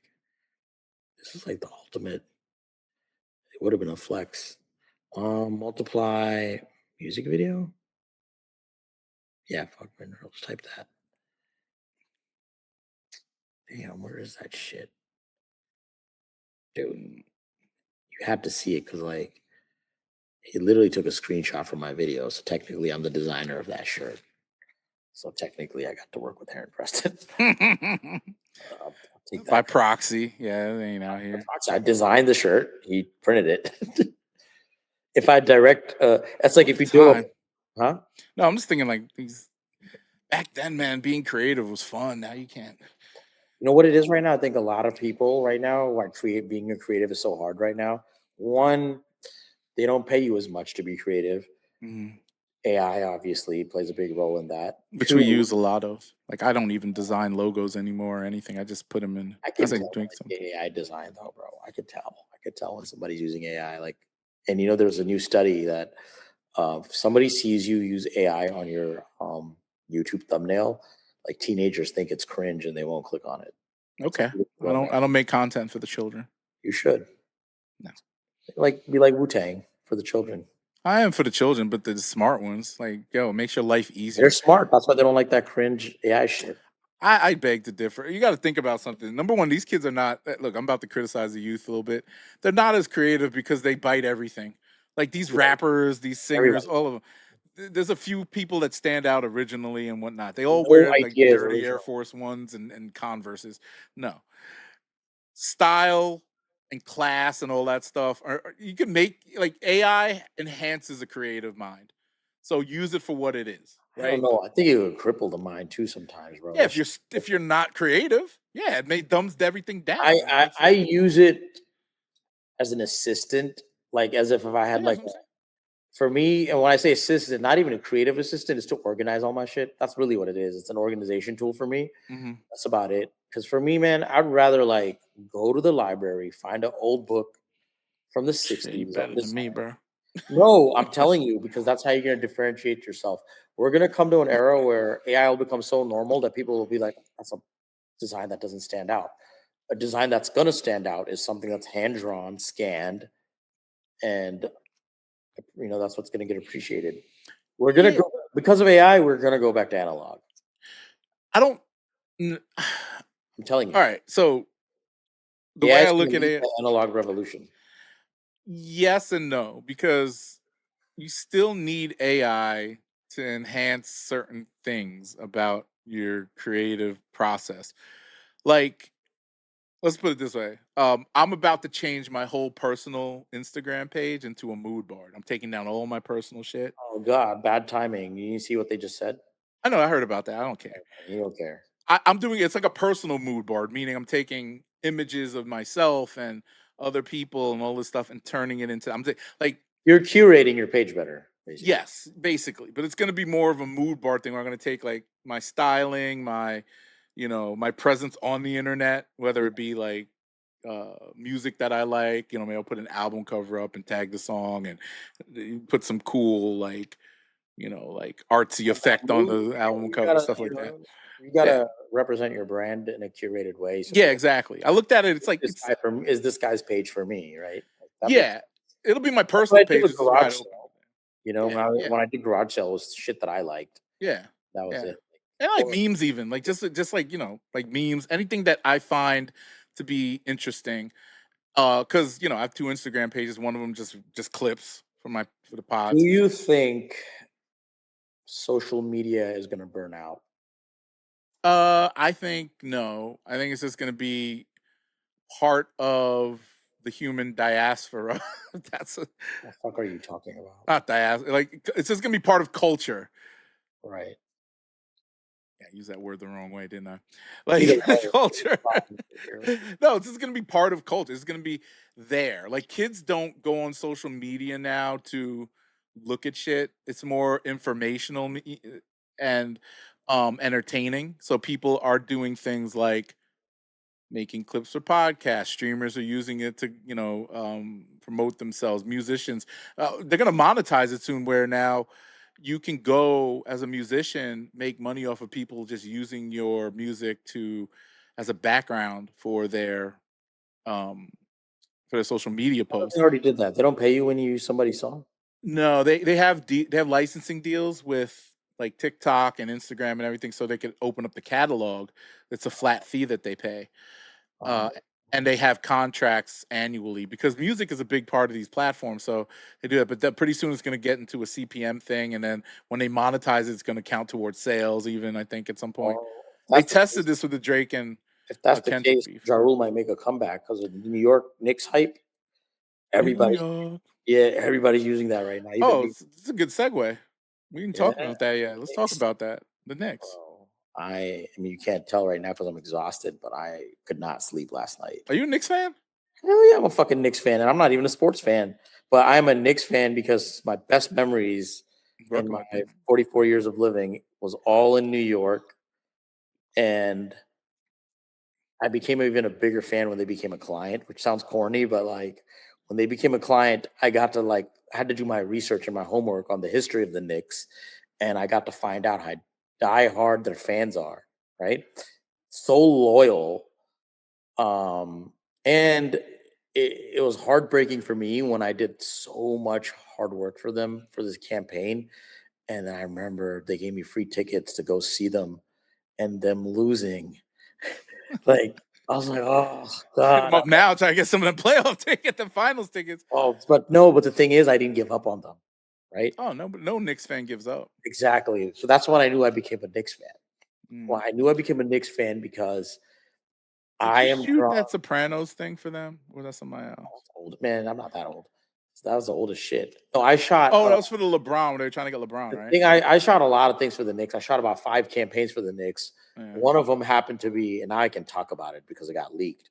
So Translation hired me to do a music video with the Wu-Tang Clan. Translation, Steve Stout. I know. I just I'm on the fence about whether I like them or hate them. Oh well, I'm jealous. They made me a lot of money, so I love them. I'm jealous. Translation hired me to do this New York Knicks music video with the Wu-Tang Clan, bro. Mm-hmm. And you know what the video was about? It was about bringing KD to the Knicks. I know. So I don't know if you want to pull up the video. I think it's leaked now. It's on Method Man's page for viewers if they want to get context. I'm not going to put it in and get copyright. Yeah, it's not copyrighted. Oh.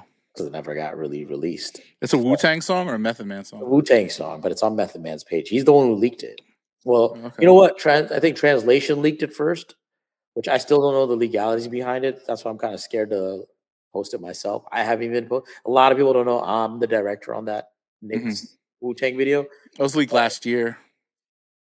Yeah, it was leaked early, like late last year. But bro, I think they spent $1 million something to do this video. Not the video itself, but to get all that talent. I'll never forget it. Oh, they're gonna get a bag when they know somebody's willing to pay for it. Yeah, bro. So that video has Jadakiss. Actually, watch that video and we can have a discussion about it. Do you want me to actually play it? I want you to watch it, but that's not it though. You got to watch it on YouTube. You are addicted to Instagram, my brother. No, it's just the thing that it came up when it. No, watch it on. This is the video though, right? It is. That's just clips of it, so it's not showing you the main thing. Because you got to see the whole video to understand, so I can tell you the story of what's happening in this video and how that summer felt when the Knicks could not get. The Knicks didn't get KD, and now who's having the last laugh? Yo, Papoose is in this video. You got Papoose? I'm gonna tell you the story. That's what I'm saying. Go pull it up on YouTube. Oh, okay. What's it called? Oh, Wu-Tang Kevin. I'll put Wu-Tang Kevin Durant. Actually, let's see videos. This man really wants you to play it. Here it is. Found 5 minutes. Yes. Jesus Christ. You want me to play it with sound and everything? Watch it with sound. Hold on, I'll put it up. This is just for you, Shomi.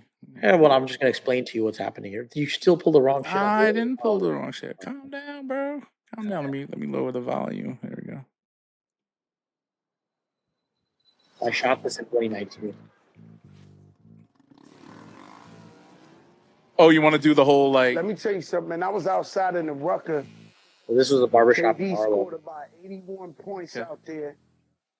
Just shooting miles away. Do the voiceover thing, bro, like you're describing the video. Oh, yeah. So we were in a barbershop in Harlem. I use the barbershop.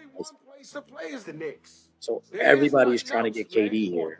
That's why we belong here in New York. We paid Fat Joe a bag. KD, come through, baby. Paid Jim Jones a bag.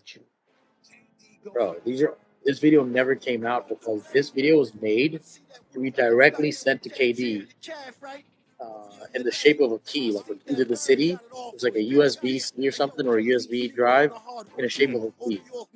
So we did this music video. I'm assuming it cost $1 million. But all the talent that's in this video, you had everybody that was cool at the time. Like, you got Jadakiss in the video, A$AP Ferg in the video. Everybody's in this video, right? KD still rejects coming to the Knicks. And I was so depressed when that happened, when I found out KD wouldn't join. You know why he didn't come? Because this guy was in the video. What, because of Papoose? I've been a fan. Oh, I have no comment. I like Papoose. He's a good guy. Yeah. I just don't think he's a good artist. That's me. It's personal. Sorry. That's personal. Shout out to Remy Ma. What's she up to? I don't know. Last thing I did with her was the East Coast remix with Ferg. Right? York is Kevin Durant. You know you like the king of the threes off the head, linky fly, on the set. With the best, that's Lex. This is my dream come true. Kind of fire, yeah. Yeah, I got to shoot a fucking Wu-Tang music video, but the whole world couldn't see it because it just went to Kevin Durant. You know what I'm saying? And I was so depressed when Kevin Durant didn't. Who's that blonde girl? She looked familiar.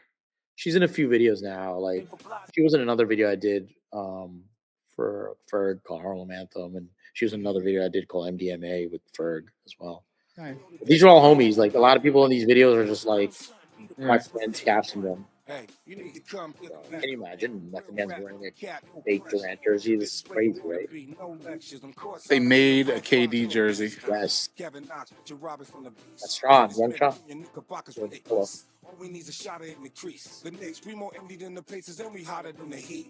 So we did this video, dude. We built a store, bro. Tash actually made this. Was that Bodega Band? Young MA? Yeah, yeah, it's both. Holy crap. Like, there's a lot of money that was spent to do this. So I tweeted recently. Is that the weekend? No. I was kidding. Yo, KD, you a king. We need a king. Bring that championship to the New York Knicks, man. Yeah. Little baby bastard. Yo, yo, when they did their first farewell tour last year, now they're doing the second one. I saw that. Yo, he did such an amazing job. I went to Atlanta to see the show. Really? Why He did did you such hate an it? amazing job of like bringing his father's energy. He's a like good guy. he did ad libs most of the time, but Yeah. he was just like the hair, everything. Like he was just jumping around, just acting. Why did you did another video too with Schoolboy Q and Ferg back in the days? So,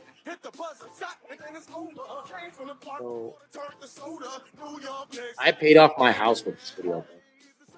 That's how much better they were spending. I paid off my Jersey condo with the so I was very appreciative of the money it made me, but so Jada, when I shot the scene with Jada, bro, his mic was still on as he's leaving because we were trying to get it back. And Jada says, "This was the easiest money I ever made in my life." And he did that. Jada laughed right after. You should have kept. You should have kept that in the video.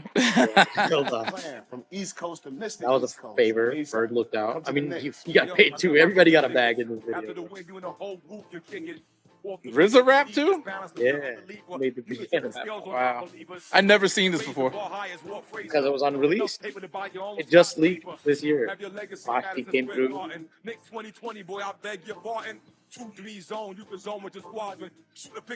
Man, how could Katie not want to join after this, bro? You know, music video, bro. I mean, Knicks went all out to get LeBron too. And they did the Sopranos thing and all that stuff. Like, there's a rumor. Kind of cheesy. No, they did it. I saw the video that leaked. They leaked. Oh, they leaked a few years ago. Somebody went in their fucking video. No, I thought you said my music video is cheesy. Oh no. The Sopranos thing was kind of cheesy. I'm saying. Sopranos, it can never be cheesy, bro. I think I'll show it to you. I'll send you. I've seen it with James Gandolfini in it, right? Yeah, I thought it was kind of cheesy. Nah. It's like, you know. It's dope. Anyways, we did this fucking Knicks thing.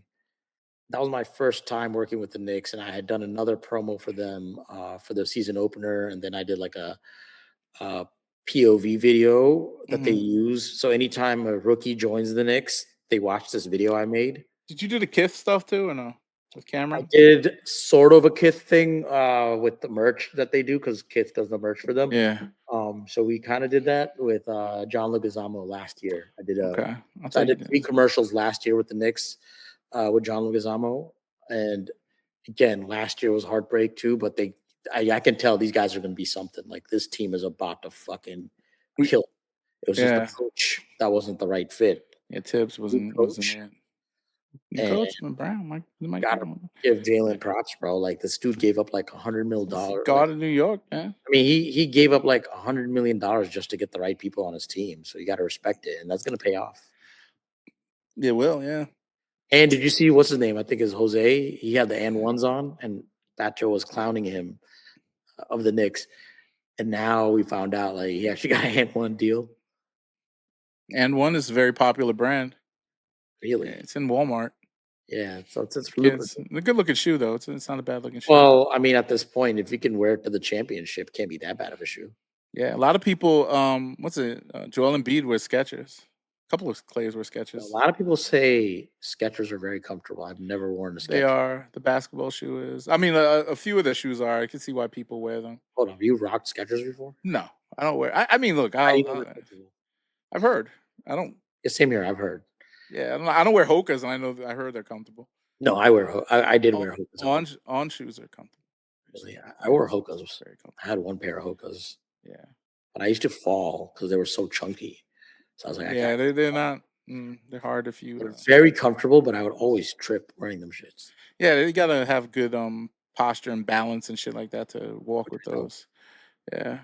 Good posture because of computers. Yeah, I try not to sit hunched over as much. I've been hunched over for how long, man? This whole podcast. Really? Nah, maybe not. But anyway. Yeah, man, that's wild. But yeah, getting to work with how do you worked with Wu-Tang multiple times. That's not. That is such an honor, like working with. It is. I told you, And like, you got them all together. That is a rare that was a hard thing to do when they was popping. yeah. Like, you Well, know, I never got to ask you outside of that subject. So, are you a Knicks fan? I'm a hometown fan. Yeah, when it comes I'm not a Knicks fan by heritage. Well, no, I am. I'm a heritage Knicks fan, meaning I'm from New York and I Well, you love the got rep. Knicks. Yeah, my cousin played for them. What? Yeah, Which one? Channing Frye. He got drafted by them. Hold on. How many cousin b-ball players you got? Because I found out one of them.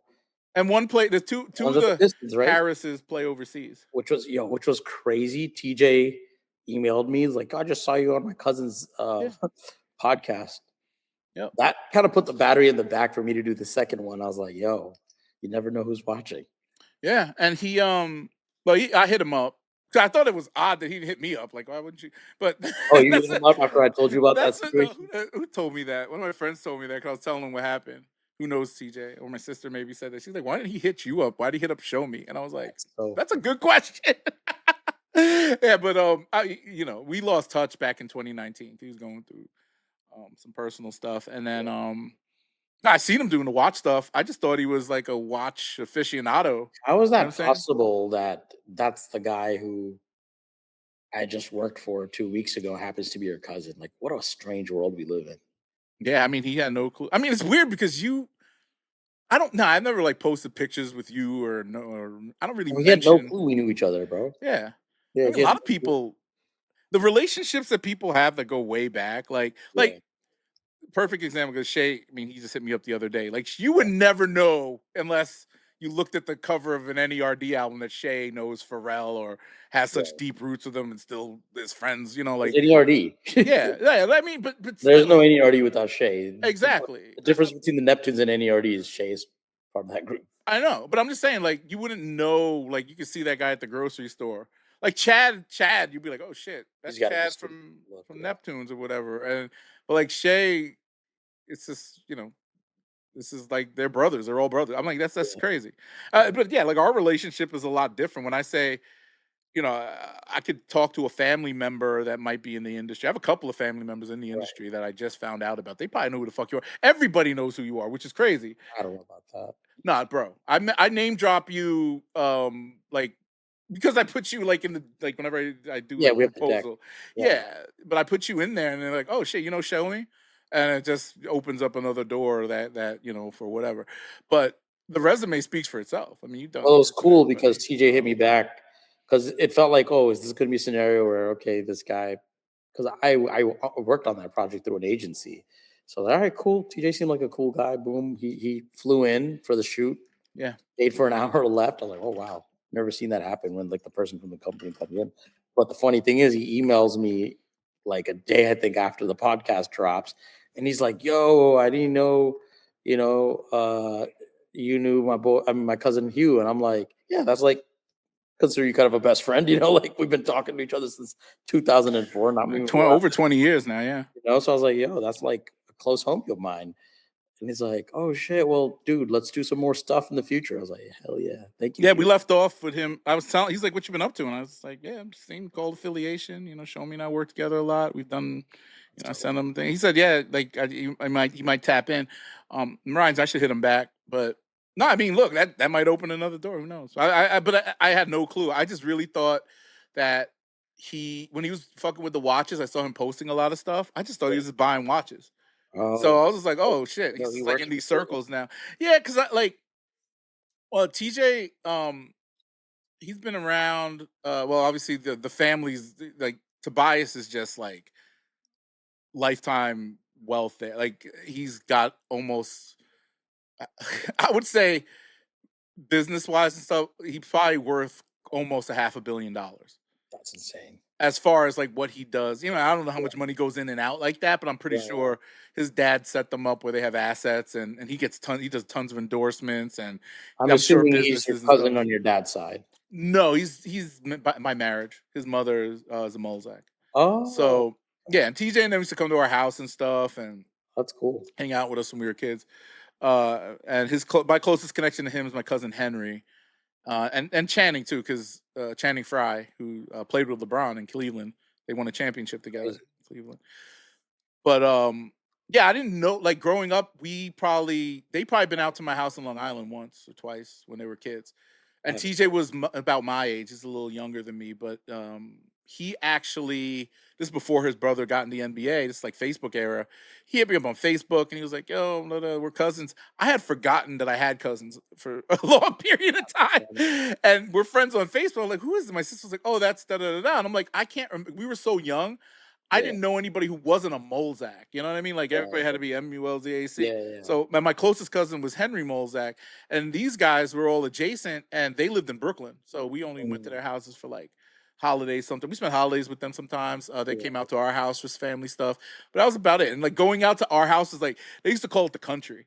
Like, oh, they're going out to the country because they lived out in Long Island. I was like, bro, because we had like woods and shit. So, and they, we played ball and all that stuff out there. But yeah, we lost touch like by the time we all entered like maybe middle school. Okay. And everybody kind of did their own thing. Because that's when, you're getting into sports a little more grown up. So we stayed closer to home. Yeah, but they're like that whole side of the family are, like, that Harris family, they are just all ball players, yo. The father played in college. He trained them all. Tobias is the one that broke through the NBA. The other one, one of the youngest boy didn't. He's playing overseas, and the girl's playing overseas. So there's two of the kids playing overseas. TJ, he wasn't whatever. He got, obviously he's a businessman now and he's doing his thing. But he's been around. I mean, like through to like all the way through there. He was living in the DMV, and that's when we reconnected back in like maybe 2016 or 17. Yeah. And then he moved away in like 2020, I think. And then we lost touch during that pandemic era. But no, that's awesome that you guys are like business partners and shit doing stuff. That's amazing. Like, we're not business partners. I mean, doing business together. Sorry. Yeah, doing business. We got to do it. I was like, what a crazy world we live in. Yeah, it is a crazy world. I realized this is why I got to keep doing the pod because you kind of like in this environment right now with AI, everybody can do shit. Wow. You got to like be one step ahead of getting exposure and go back in your text message about a month ago. I went and told you what you needed to do. I was saying the same shit. Right. Now, I just feel like there's so much noise. How do you cut through the noise? I think this is how, right? People want to hear from people like yourself. Well, it's not even, I just got to listen. At one point, I didn't have to do any like self-promotion because there was so much work coming in that was the promotion. Nowadays, I'm also more selective. Like, I'm not just going to take on any gig. I'm in a different phase of my career where I'm a lot more pickier too. Mm-hmm. So what happens is you're not as seen as much on the internet because I don't post personal shit on my Instagram. Like my page. Neither do I. Well, not as much. So. Professional work and maybe some old archival photos of like shit I did in 2000. So I saw you went in on the stories the other day. I don't know what I got. I don't want to go into what sparked that, but I just felt like it had to be said. But I'm glad I said it once again, right? When I did that, when I made all these posts talking about like, how many people hit you up? A lot of people hit me, but then somebody like took it further. Was like, "Yo, are you available to shoot something in June?" I was like, "There you go, let's do it." And that's the thing, bro. Like, it does equate to.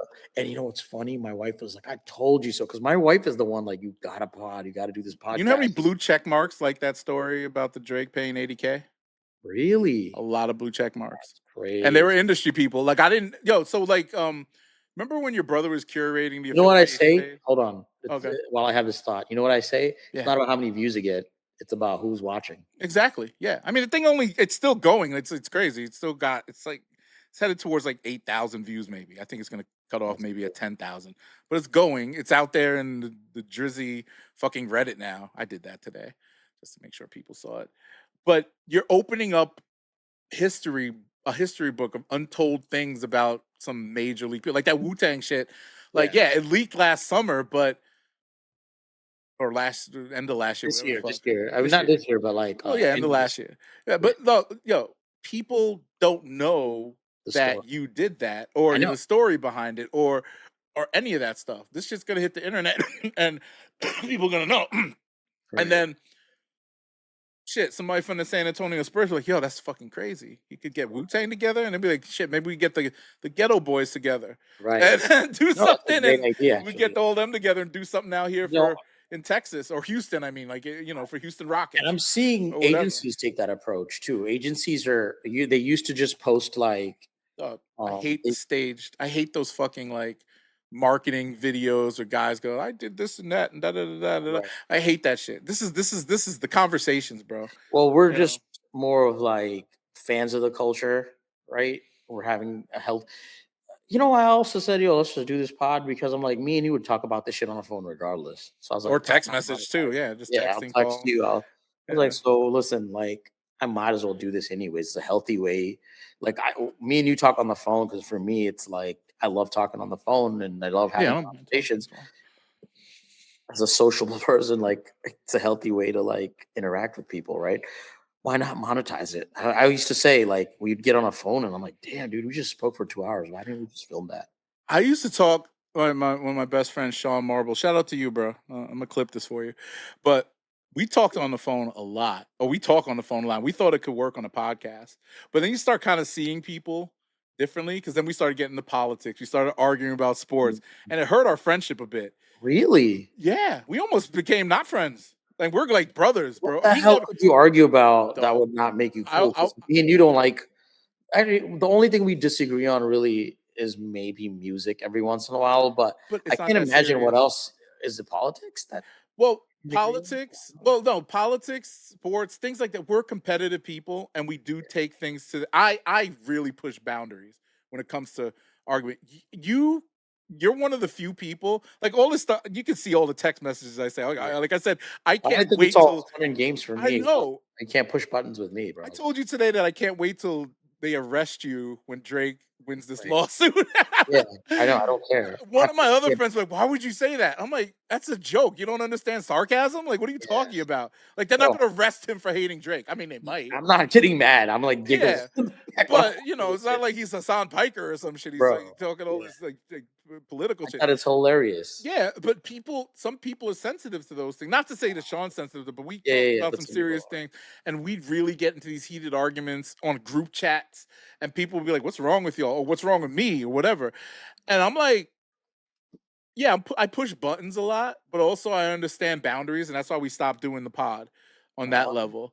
Really? Yeah, I saw him on your pod at one point. Yeah, light skin dude, but we but we and he's a business, like he's out there closing, like he's big into commercial real estate, all this other stuff, and it wasn't a good fit.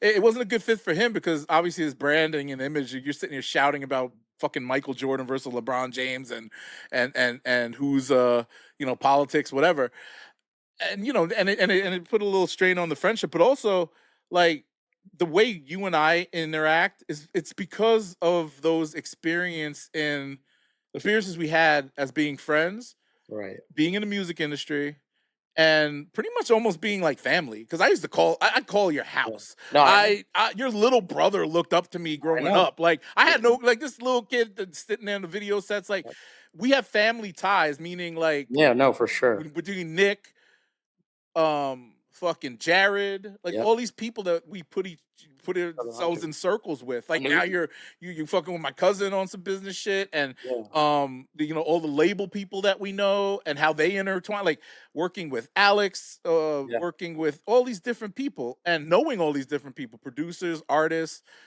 rappers, singers, whatever. Right. And the funny thing is Alex hired me so many times. Like we did all those Skilly Bang videos. That's all me, bro. That's all. It's all my. But no, like really, like when I left the business in 2010. I stopped fucking with music. You know that. I went into tech. Same here. I left it on a me trying to manage artists type of thing because I don't know if you remember, I managed that group Mansion on the Moon. And it was a very successful project. Mm-hmm. I don't know if I could handle that now because management is tough. Management is tough, but like I realize I'm better at like creative directing an artist and just give me the bag for that and pay me up front. Because what it led to when I did manage them, I thought I did it successful. I thought it was a successful situation because I guided them on what the sound of the mixtape kind of needed to be. And then I guided them on who should kind of host it and mix it. Mm-hmm. Happened to be Diplo, and I had a connection with Diplo. And then I brought Shay to the table, and that led to Pharrell being an EP on that mixtape, and he did a whole video like drop for us. Nice. In part of the promo. I utilized every connection I had, and I will say it led to them going on tour with Wiz Khalifa and Mac Miller. And what was even better than that tour was they got 2 placements with Mac Miller, you Nice. know, on a gold album. Like they produced PA Nights, and I forget the other song they did, but it led to that stuff. But it led to other people. I put in all this work, but it led to other people that didn't see the work that went into me developing these folks. Mm-hmm. He just scooped them in because somebody was just a bigger name in the industry, right? And the funny thing is, I realized like those folks are never gonna put in the same amount of work as you did when you know what we did. But people in this industry are quick to go grab that next opportunity. And me, I also was getting busy. Luckily, like, see, the thing is, the blessing about my life is that if I do something for you, and then whether you appreciate it or not, you leave my life, I'm not that mad. And that goes for whether it's Drake or some artist I manage, because it'd be one thing if I was broke or some shit and I didn't do anything with my life. Yeah. I'm at a point where you leave my life, I move on. I'm gonna figure out what the next thing is. Yeah. Next thing is, and I'm gonna do it. That's where I'm at right now. I'm never seeking Drake level of fame or fortune. I don't seek that. I seek to do what's gonna like make me happy. Yeah. And yeah, like I talked about this on another podcast. Like, money can buy happiness to a certain degree, but then after you have the money, if you're not fulfilled artistically, that sucks. You know, that's burnout. Like, that's that's from a creative standpoint. Yeah. Yeah, you got to be fulfilled creatively. Yeah. Because I told somebody this, and I don't know if they'll make their podcast, like if they'll keep that segment of it or whatever. But I said, you know, when I made money, it was kind of cool to be like, oh shit, I always wanted this watch. I always wanted this car. I always wanted a house like this. I got all that shit that I dreamed about, never thought would be possible. Well, after I got it, it wasn't as enjoyable as it was when I was broke, but I saw a video I did blow up on the internet. Everybody's talking about it. Or when I did a mixtape cover and it's on every website and people are like ranking it as like, oh, this is one of the hottest. That to me was more of a payoff than the monetary payoff. And I'm not trying to say like, oh, well, I wish I never made money. No, I'm glad I made money off of it, but I'm gonna tell you, that stuff was what got you to making money, though. yeah, but I never chased the money, right? Same here. I never chased the money. I chased. I'm a storyteller, and that's why I like doing podcasts. I'm a storyteller. That's why I like directing. I'm a world builder. That's why I like fashion, because I'm like always imagining scenarios where like, oh, if I take this trip and did go on this vacation, this is how I would dress. I have an imagination, and I like to like dream of things, right? So it's just like, oh, if I buy a Land Rover, I'm like, oh, I would love to take that on an expedition and like go off-roading with it. But this is the kind of gear I would wear when I did it. These are the homies I would hang out with in that scenario, and we would like have a campfire. Like all that shit comes in my head to a point where it's actually a problem, because sometimes I become such a purist because of that. I'm like, oh, I got this watch. This watch doesn't match this car because this is a pilot's watch. So why would I wear this for this thing? So stupid. I know it's so shallow, but that's the creative mind.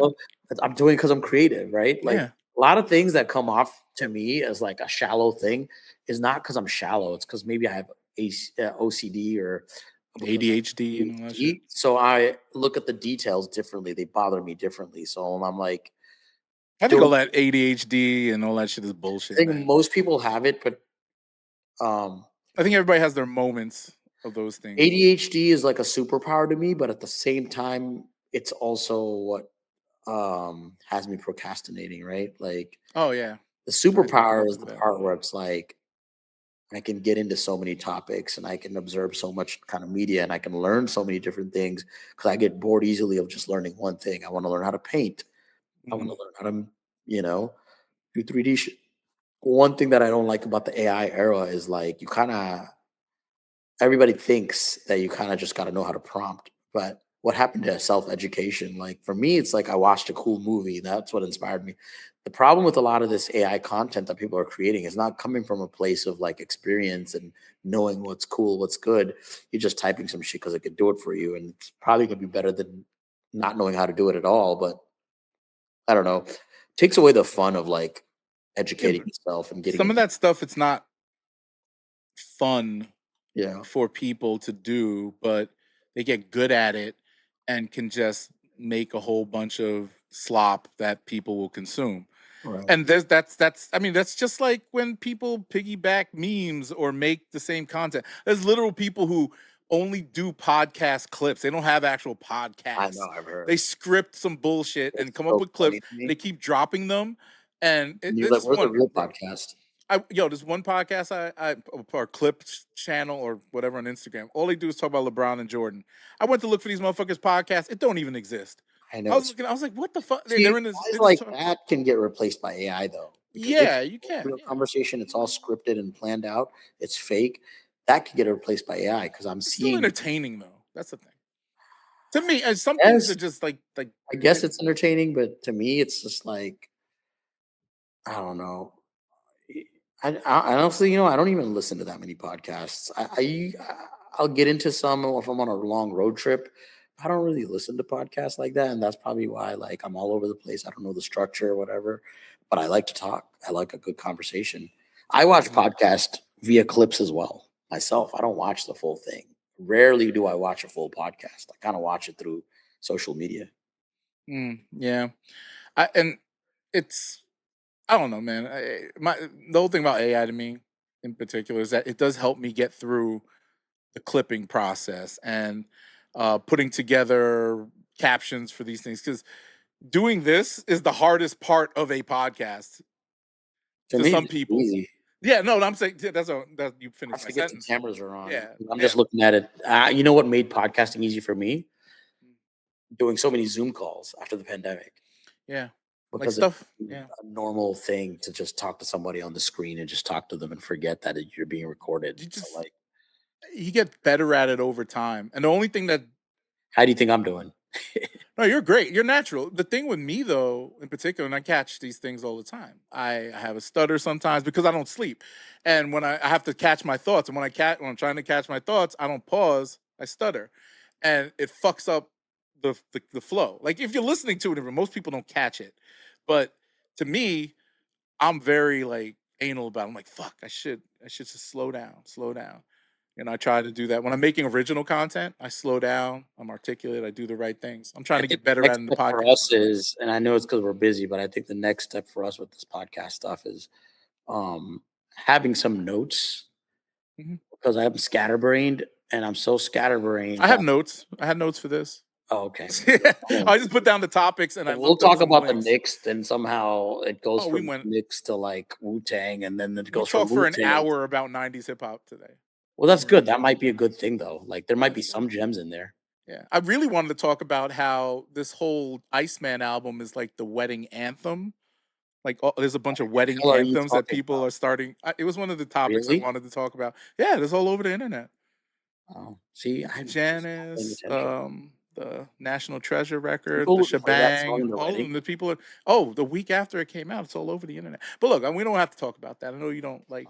No, it's not bad. No, we don't have to talk about it. I brought it up.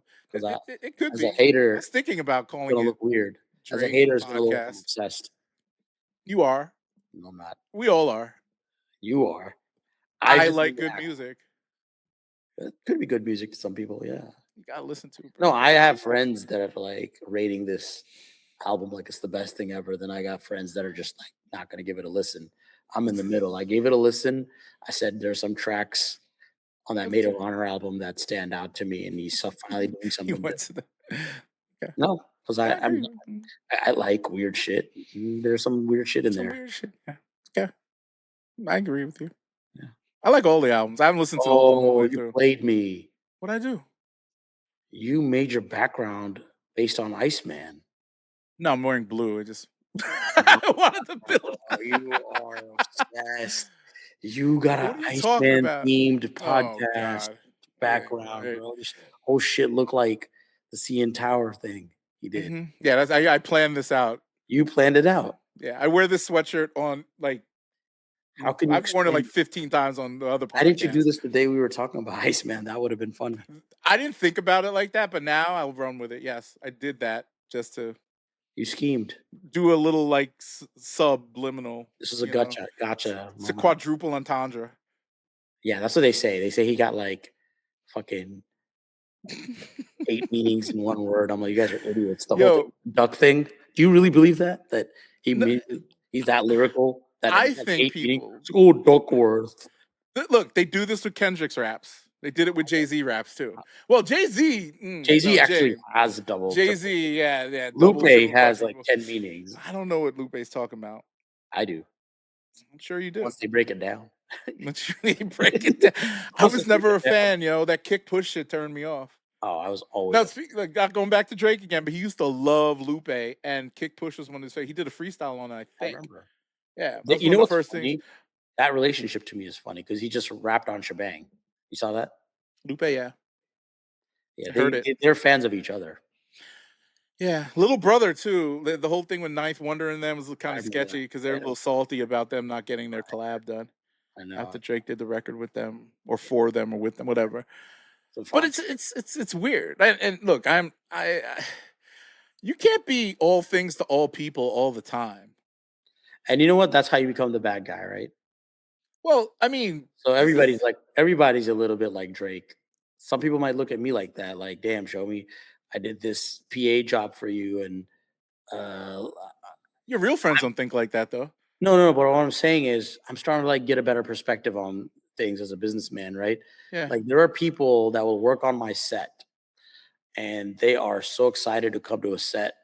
But then I'm like, bro, you're gonna be watching that car all day, making sure we don't get a ticket because we're parked. That's your job.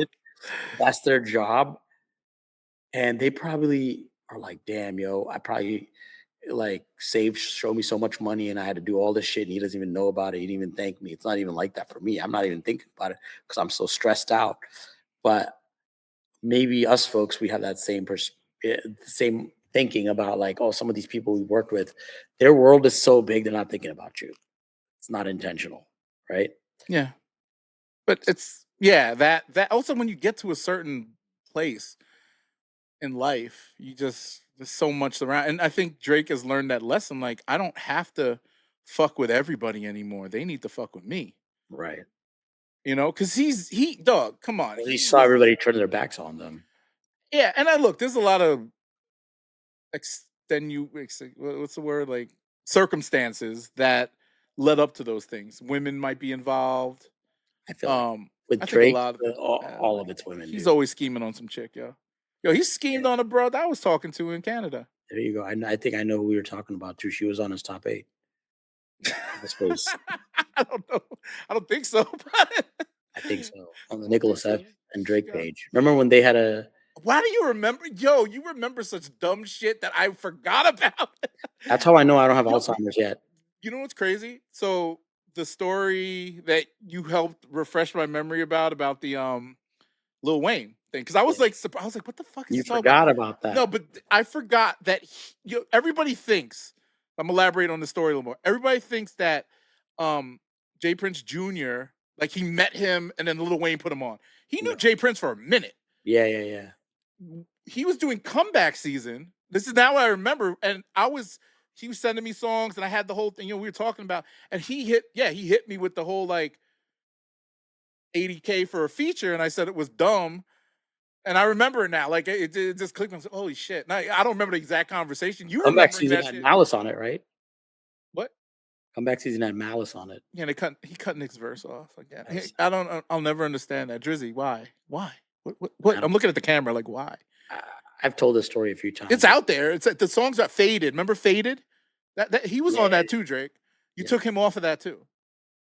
I understand the competition thing. Was it? That's what I was. I think it was. How could it be competition? How sensitive he was about that. I used to, dog. Drake and I started. What? We're creating competition.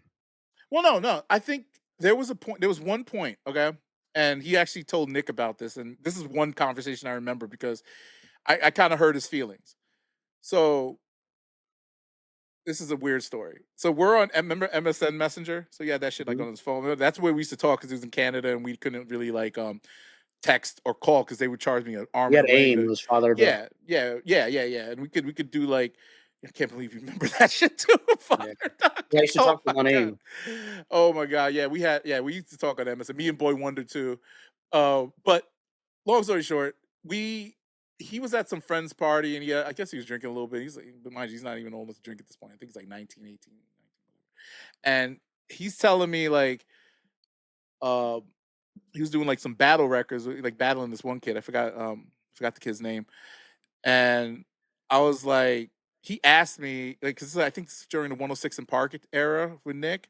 And we were talking about, I was like, yeah, Nick's like the best battle rapper. And he's like, yeah, man, I think I could take on Nick. And I said this bullshit. He said that? He said this. And I was like, nah, you ain't gonna. Nah, Nick is the best battle rapper ever. And he's like, he said some shit like, yo, man, you always like talking shit. Why you got like, you ain't even heard me like go in like that. That's kind of fucked up, whatever, blah, blah, blah. Like you say Nick's. And he told Nick what I said. And Nick was like, yo, why'd you say that? I was like, what? I'm speaking the truth. And you my man. Like I manage you. I don't manage this motherfucker. Right. And I love Drake. Mind you, at that time, I brought I was the only person. I remember sending it. Like, remember Reagan? Reagan, right? Jeezy's cousin or sister, whatever. I sent the shit. She liked it. She brought it to the labels for me. I said, yo, bring this to Warner. Bring this to, we knew, I forgot what label was.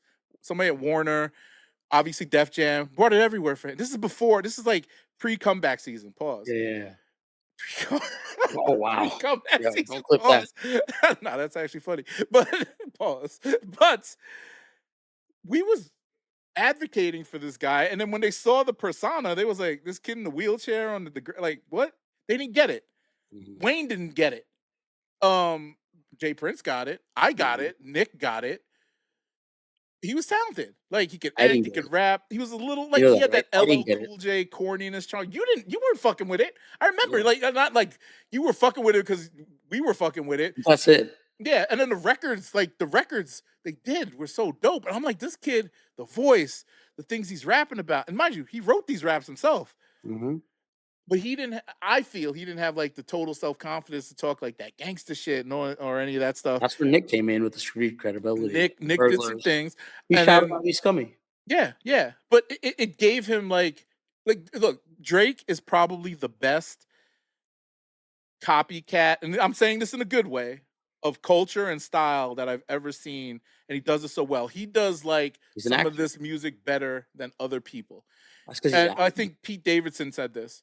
Yeah, Drake has done the best job of acting like a rapper or some shit like that, or pretending to be a rapper, whatever, or gangster, whatever you want to call it. But he's done an immaculate job of playing the role of the lifestyle, like everything. He is he's the caricature of the bling rapper, right? Like all the at the club with the thing, and he is literally that. And I fuck with it because that's what we all wanted to be. Well, I don't know about you, but I know I wanted to be. He's a nerd. He is. Because it's corny, but the nerdiness of him come out when you watch that KD commercial. You see who he really is. But again, it's the persona. That's the guy I know. But look at the people he keeps around him, though. Yeah, money brings that.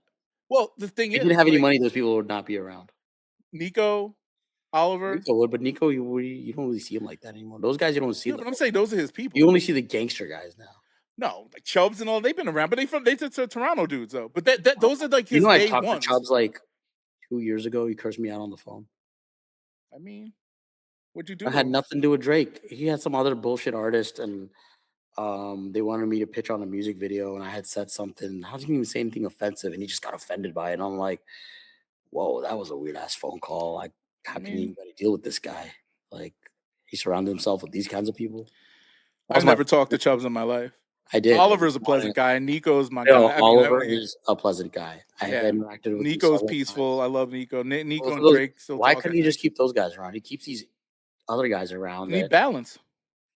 Balance my ass, dude. Like, the other guy with the eye shit, the shit on his eye, he was an asshole. He's a producer. What's his name? Damn producer. No, he used to play drums and shit. I forgot his name though. You know who I'm talking about? Yeah, I know he's not. He's like, well, I don't know what I know he's OVO, but I know he used to be like I part didn't of have the a good production experience team. with him because this one night of all Forgot his places, name. Drake was doing a party that I was invited to, and then they had their section, and I'm about to go there, and this dude was like, "Who the fuck are you?" He's like trying to stop me. I'm like, Yeah. "I'm Aubrey, dog." Then me and Aubrey had a talk, but just like this was weird.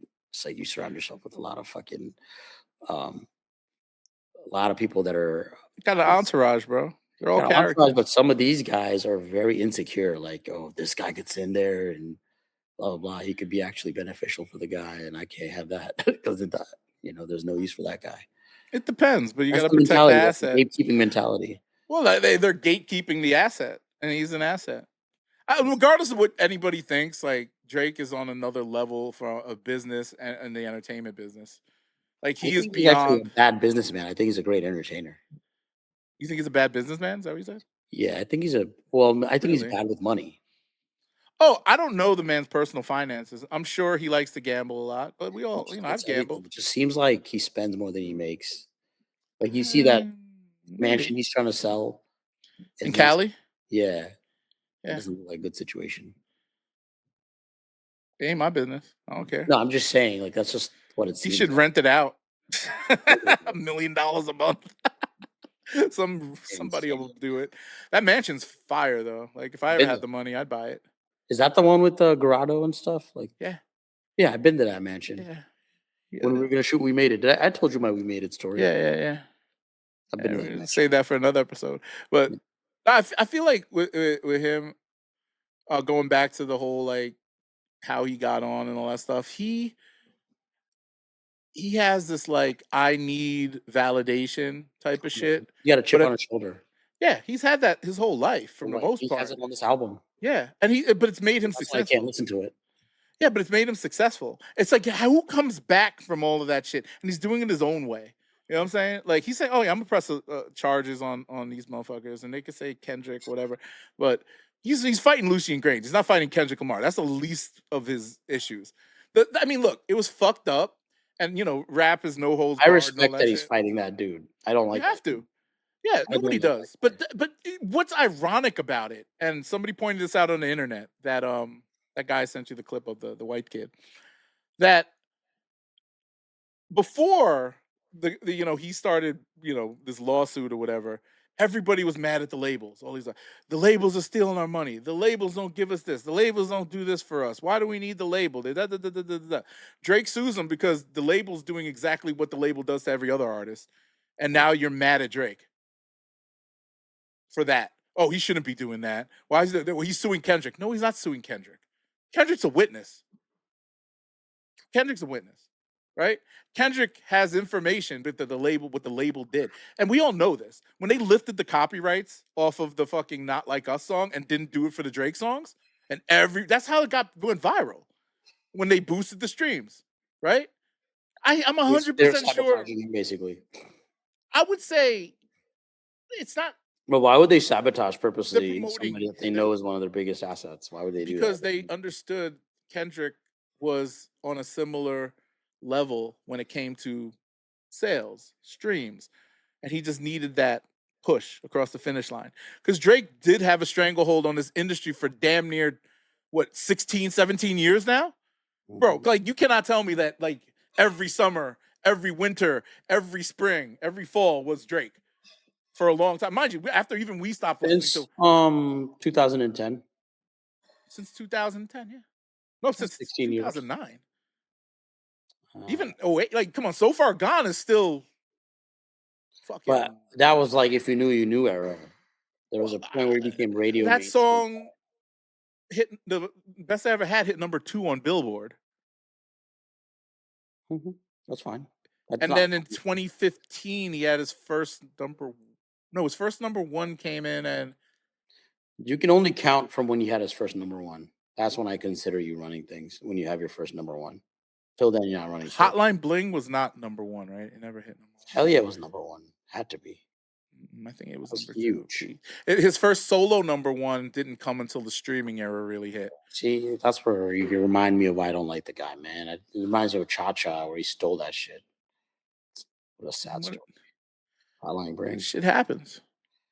Yeah. And we could tell story like Drom's my man. He called me a couple weeks ago. I hadn't hit him back, but I know he don't like to talk about it, but yeah, Drake stole that shit. No, I'm just saying he did steal that shit. But it's sad. You know why it was obvious? Because he put it on OVO Sounds like mixtape or something first. Yeah. And he called it Cha-Cha Remix. Of course. So I don't know how it goes from that to what it went from Cha-Cha Remix to like him realizing this could be a huge hit for me. He was like, oh fuck that. And that's the kind of guy he is. He's opportunist. He's gonna go with what's gonna benefit him and only him. Look, Jay-Z got a song called "I Just Want to Love You." That was an Emilio Spark, not Emilio. That was a Oskino and Sparks record, or Sparks record. Maybe it was a single. That shit would not be big if it was an Oskino record. Nobody. It's a Sparks record. It's not Oskino. Wait, Oskino and Sparks. Yeah, Sparks is the little black dude, right? Oskino was the light skinned dude. What? Sparks wrote the hook, had some raps on it. Jay said, "I like that record." Used it. Oh, he's getting paid off of that still. I mean, I don't know what the numbers are. Unless they just paid him numbers and they give him publishing. I mean, it's a big record, but Sparks gave it to him. Drum couldn't do anything about that record. And I'm just speaking from legalese now. The sample wasn't cleared. They both reinterpolated it, or whatever you want to call it, for their singles, and they were like, "Yeah, you change one note, whatever. That's the way it goes. That's the business. You know this." Fucking Robin Thicke lost a whole record because they didn't change a note. You know what's funny? That was dumb because I thought the Robin Thicke was just but that one just sounded like interpolation to me. How could that be illegal? That was just people who were on that law, like people who were in court not knowing anything about music theory. And that was just well. Yeah, but the thing John couldn't do was I'm just talking from my ear and how these things work in court. He couldn't sue him because that Super Mario sample or whatever, they both interpolated it differently, right? There's a few notes that are different. Not necessarily. I think the Drake one is an actual sample. I don't know. Nintendo does not clear samples. No. The Drake thing is not even a Nintendo thing. It's an actual songy sample that sounds like that. What did Drum sample? Nintendo, right? I thought it was like Super Mario. I know, but what I'm telling you is Drake Hotline Bling sample. I'm gonna look this up right now. That's the song by Timothy Thomas. So where did Drum get it from? Drum got it from Nintendo, and then Drake heard that song, and the producer must have found a song that sounded similar, had a similar vibe, and they sampled it. Really interesting. I wonder how they found that. That's crazy. Oh, Timothy Thomas. We can't. Why can't we? I gotta go look that up. I didn't know that. I thought he just flipped it. See, I'm not even a fan, and I know that. I mean, you are in the business. I'm not. I was not. 2015 or whatever. I did want to play this at my wedding thing. It didn't happen. Anyway, I mean, I'm gonna go look this record up and listen to it and see where it at. But again, so that even the melody, the whole thing, he flipped it differently, and that happens in music, bro. And if it becomes popular, it becomes popular. The thing is, Broccoli was a bigger record than this shit. Broccoli went diamond. Yeah, Hotline Bling did do some. They both go in diamond. Yeah, I just feel like, and the way who cares, right? You move on at this point. Yeah, at this point you do, but I don't fault Drake for being. That's hip hop. That is hip hop right there. Well, you guys give Drake every pass you can. That's just how you guys. Who's you guys? The OVO. OVO hoes. Yeah, the OVO hoes. Are you one of them? Yeah, I am. No, I'm not associated with this dude anymore. I don't have no fucking ties to him. I'm a fan. I know that. But I ain't no OV. I ain't gonna put no OVO tattoos on. Wear no owl. Nah, never. It just bothers me when you like what's good is good. Like Hotline Bling's a dope record. So is Cha-Cha. They could both live in the same world. Well, DJs love mixing them together. Let them live together. It just got too street for me. There was like actual altercations and people got beat up, all that shit. And that's just people's emotions getting involved. And I don't think, and I don't want to speak for anybody, but I think that over time, these things just fade away, and you just got to be happy with the success that you do have in the moment or the moments with these guys. They're both talented brothers, Drum and Drake, and they both make beautiful music to me. Drum still, man, one thing, Drum, and I'll send you, I'll try to send you this and listen to it, but brother, you make music. The short time I worked, well, it was like 3 years we worked with him. Him making music was simple. Like he just went in, just knocked out records like nothing. And you heard some of the demos. Yeah. And when I was really into it, I was like, this record, why aren't you using that record? And he's like, I don't like it. I was high. I don't feel like redoing the hook. Like, what the fuck? What? Like this shit is fire. Why are we not using this? And then the records that he put, the shit he did with Ferg, all these things, he just does it. And this is the torturous part of it being creative, is that you want to be different so much sometimes that you lose focus of like the streamlined approach to making hit records that most popular artists have. Michael Jackson had a formula. Drake has a formula. Jay-Z has a formula. They're willing, when they get super creative, like Drake will get experimental and creative, but there is something that ties it all back to, a formula, right? A brother like Drum is so fucking talented that every record has to sound different. Every hook has to sound different. Every tone, all this stuff. He like breaks it down in so many different ways that you lose track of like, hey, this is the formula. Like Broccoli's his biggest record. If he made another Broccoli, it'll go diamond again, right? And he doesn't want to do that, which is great. But at the end of the day, like it's sort of like an Achilles to some guys, And what I envy, like, well, we're gonna bring it back to Nick, is that he learned that later on in his career, and now he's found, and you said it last week, he found a lane. And he's making records in that vein. It might not be the most popular sound, but it's the sound it is. If you with, listen to all these new albums that are coming out, they have that boom bap sound to it. Yeah, and it's grittier, harder samples, and all this stuff. Like music is so, at least hip hop music is just so like in a weird place right now, where people want to hear that level of creativity again, where people are actually mixing and arranging songs in unique patterns. Like, bro, ad-libs. Remember how ad-libs were so important?